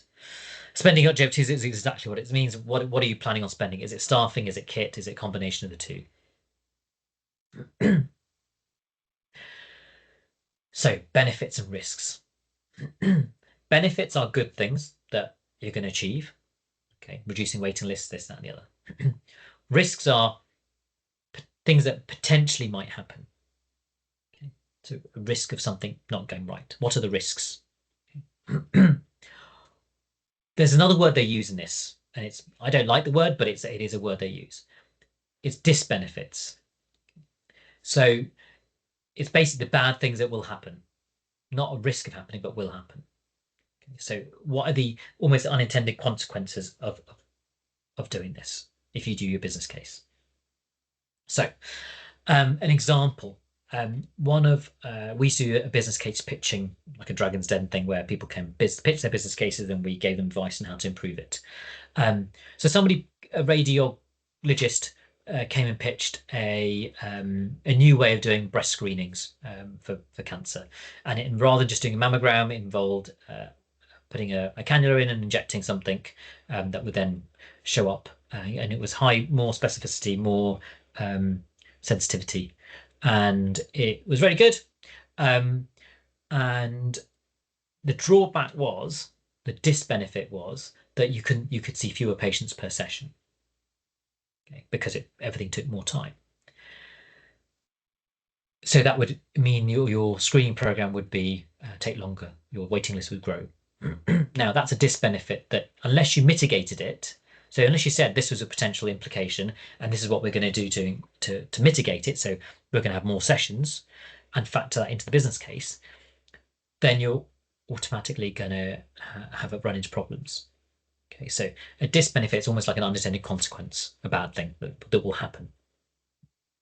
Okay, so you've got to get all of that stuff in there.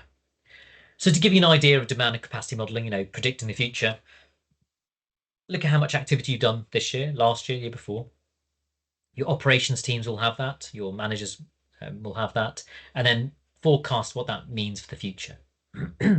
You might say that there's something specific that's happened. You've taken on a different cohort of patients, or you've done something else that means that your activity will increase by more than that in the future. But explain that. So explain why you've done your demand and capacity modelling the way you've done it. Okay, and then you can use that to kind of work out what your capacity needs to be. Okay, so again, this has taken off a business case that I've seen. It was available online, and this is for radiology. And so they worked out that for their capacity they needed to put extra number of lists on, and the number of patients seen per list would be this, and that's how much additional lists they would need. Okay, and how many patients they would see in that time. And the grey bit depends on what the current payment system is. So in that situation, there was a additional income generation, okay, because of that at that time when they did that business case. But you need to make sure that, again, use finance to work out whether there would be a difference in that, and whether commissions would be able to pay it as well, because they may not always. So you put your strategic case in. The next bit is your economic case. So you have a long list. Your long list is all the potential options that you can think of. Now, when you're writing your business case, you are the experts. Okay? You know exactly what it is and all the details, what will work and what won't work. Okay, that you'll be able to dismiss some options straight out of hand. However, the people reading a business case are not going to be experts in your area. Okay, so to save them almost, or save you having to answer questions about, oh, why didn't you try this? Why didn't you try that? Think about all the potential things that you can think of that may be an option that somebody might suggest, even though you might dismiss it out of hand, and then justify it. So say why you've dismissed it out of hand. Okay, because it's easier that way. Okay.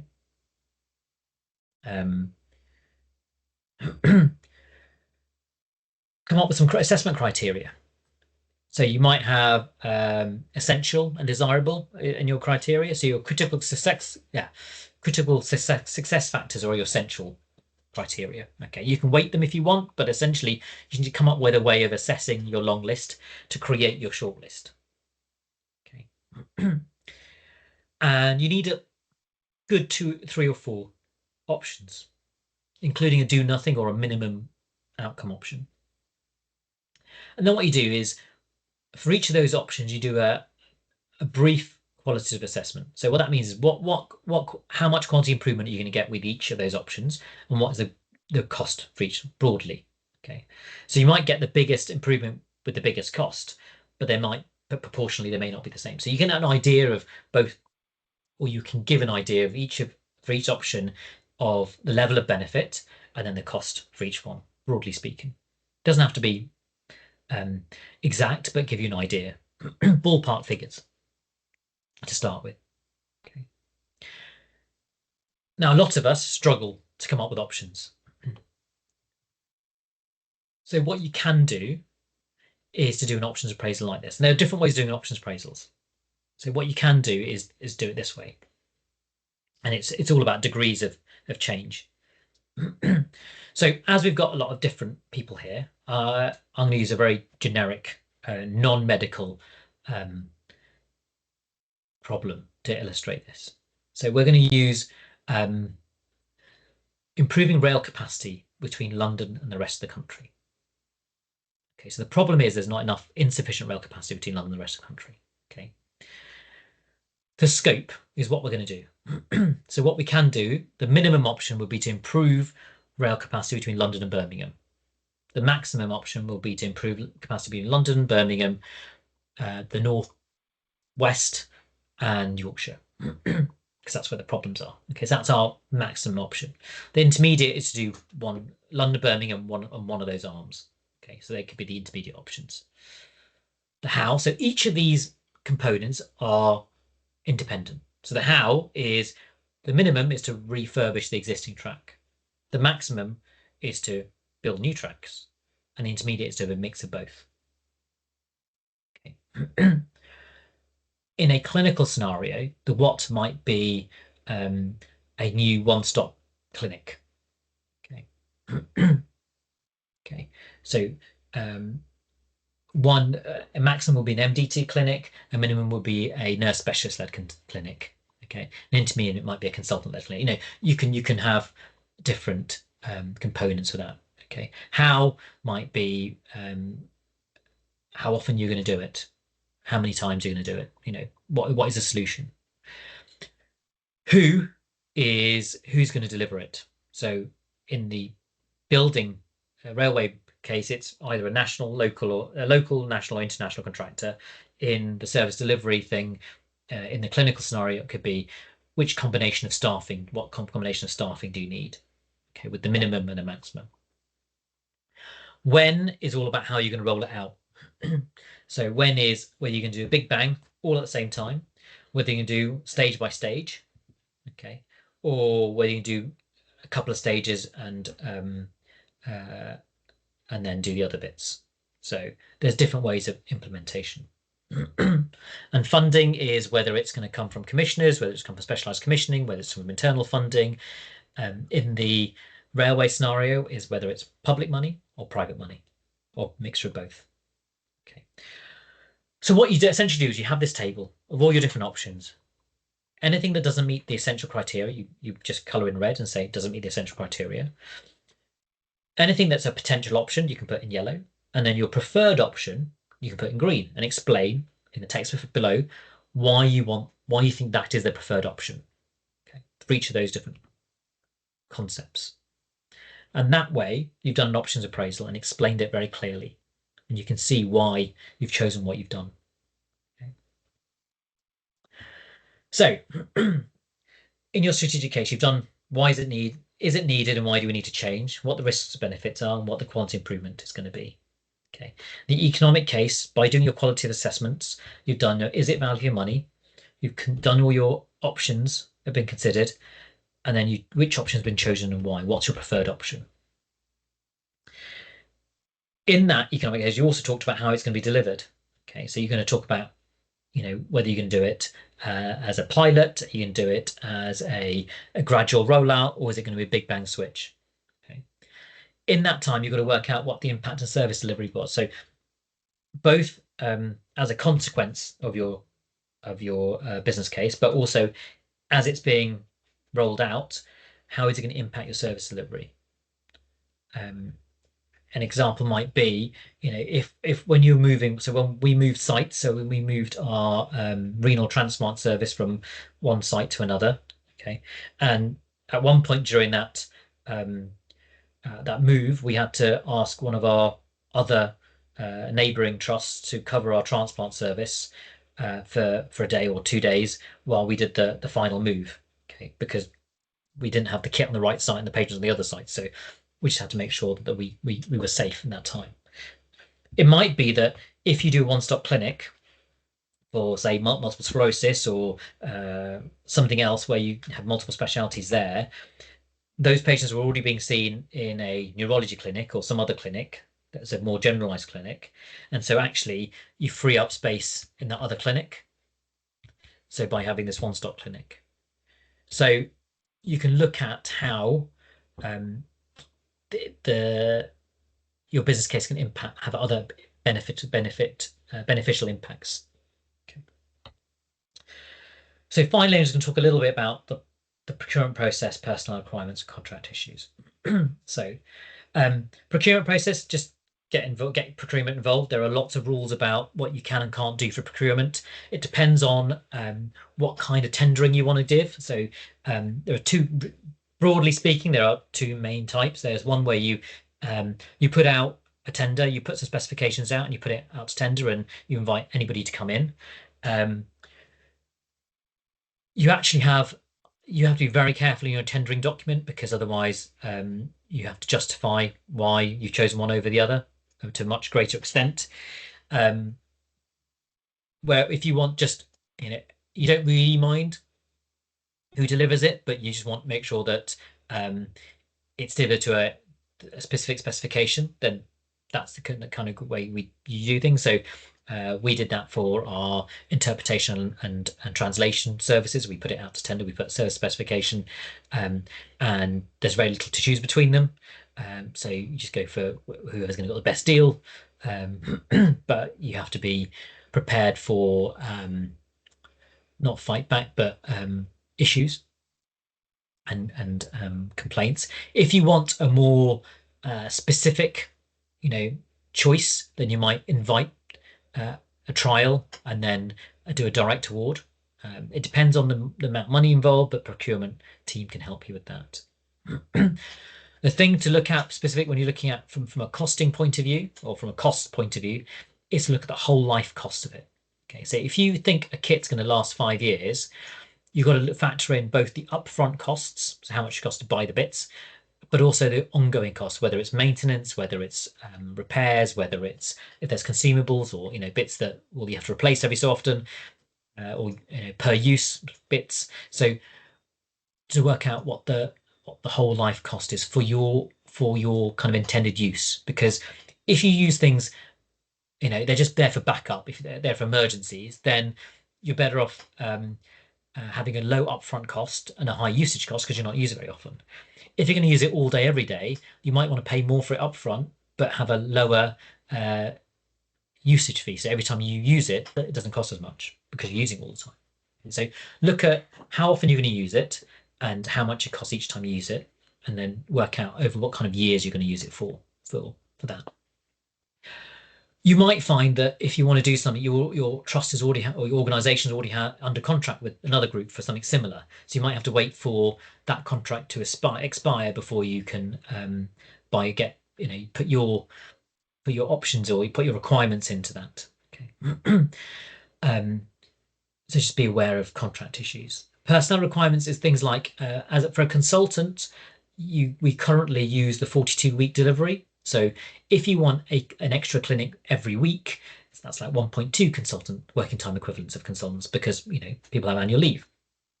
A lot of clinical delivery, so my high risk clinic, we only get paid for it for 42 weeks, so we don't cross cover. Okay, so it depends on the exact nature of what you want, what you need. Is it one consultant, in which case it's 42 weeks delivery, or if you want it every week, it'll depend on your demand and capacity assessment. A nurse is based on a 37.5-hour working week, or anybody on the agenda for change contract. So essentially anybody that's not a medic, and you have to look for the midpoint in your whatever band they're going to be at. So a specialist nurse might be band 7, a standard ward nurse might be band 5, mental health nurses are band 5 or 6, depending on the level of independence they have. So there's different bandings, which will give you an idea of how much money you need for your thing. But again, an inpatient nurse, one extra nurse for a whole ward is about 4 or 5 working time equivalents if you need them to cover 24/7. Okay, so but HR or human resources or whatever they're called in your organization will have the details and the templates for that. Okay, so just get advice. We will be driving the strategic change and to a degree the economic case, but other people will need to feed in for the other bits and pieces. Get feedback from people. Increasingly, a lot of business cases are almost decided before they're written. Okay, so you've already sold the business case to the people that matter, and you're writing to make sure that all the I's are dotted and the T's are crossed. Okay, so just be aware that you might have to do it a bit more negotiating, but get people on board. It's easier to get people on board and get them involved in it, because then the more people that are driving and behind a business case, the more likely it's going to work, particularly if they're from different areas and different specialties that might be affected by it. Okay, so the more people pushing for it, the more likely it's going to succeed. Timing is important. Small business cases near the end of the financial year, because particularly if it's capital, so there's often small pockets of capital money that need to be spent, because if you don't spend it, you lose it. So they'll want to spend it on what they can. So around January, February time, there might be some capital projects that have underspent, and so you might have small amounts of money for small things, bits of equipment. If you want a new service, you may be better off starting it from the start of the financial year, because then you can factor that into your commissioning discussions. But they can start. They would have started about a month ago for next April, but it's not too late yet. Look at appropriate sources of funding. So there's digital. If you're looking for IT funding, there's lots of digital transformation funds around, education funds. There is still currently a split between system and specialised funding, so you might be better off going to the specialised commissioners if that's who your main benefactors are, or the people who are going to benefit are. And the other thing you can do is combine with a larger business case if your business case is relevant. So if you want a bit of kit and you've got building a whole new building, then and it's relevant, you might be able to get a bit more kit out of that one. Okay. That's my email address. If you have any questions, feel free to email me, or I'm going to stop now and have a bit of time for questions.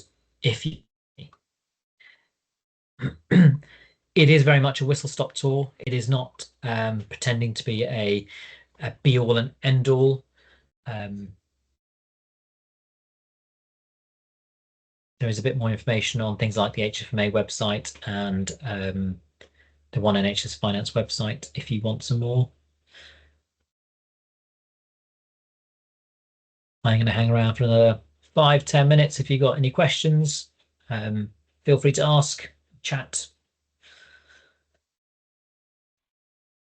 If you have other things to do, feel free to leave. Hope you enjoyed it. Hope you found it useful. Enjoy maybe pushing it.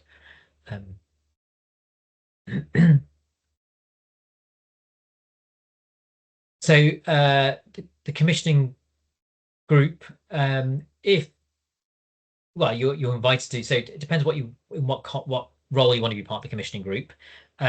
Your organisations have a people who liaise with the commissioners, but otherwise, and there are clinical advisors to the commissioners. So they often have often things like the clinical senates, which they have, can be the specialist advisors to the commissioners. It's not straightforward to get onto the commissioning group directly, unless you're a representative of one of those organisations. So you have to be quite high up in the organisations to be on the actual ICB board.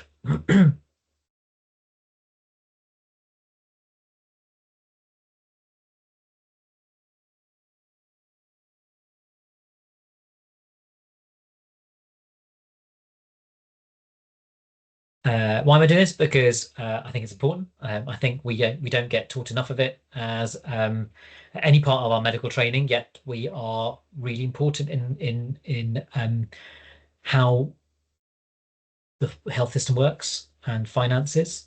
I got involved because somebody else got me involved. Essentially, one of my consultant colleagues, when I was registrar, got me involved. And I was doing something else on procurement related stuff. I was doing an essay on it for some other course, and I got involved about not quite 10 years ago, but around 10 years ago on this. If you want to learn more, we do a whole day study day. Though I wouldn't come to the morning and afternoon talk the talks I'm doing because it's the same thing again.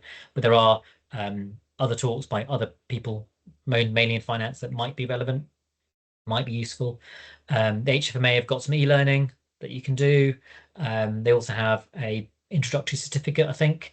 And then if you really, really want to know more, they've got a whole, I think it's a diploma in healthcare finance, if you want to do that. It's very niche though. Yeah, you can tell them I've done my plug for HFMA.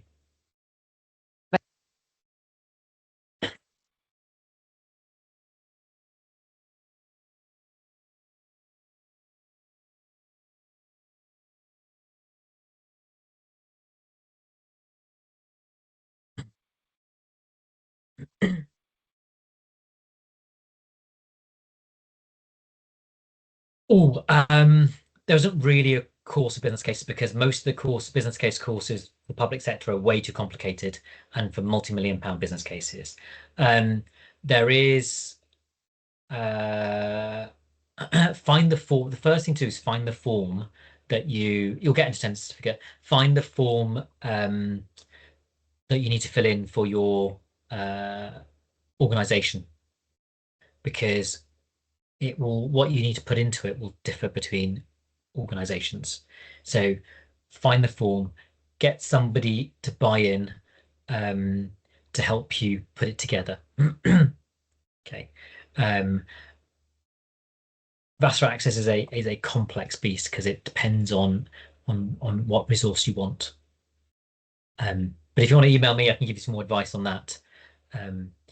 But yeah, there is no course. There are some various articles out there, but they all vary depending on what organization you're in. So just for reference, that's my email address if anybody wants to email me.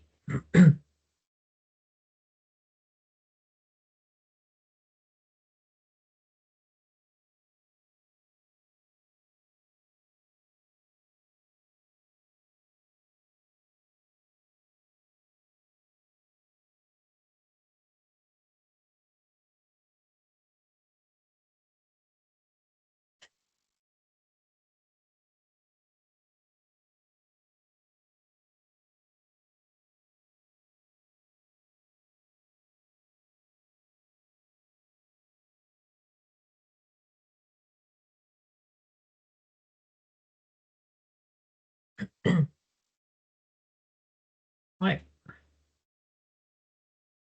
And head off. Thanks, Ellie. I'll see you next time.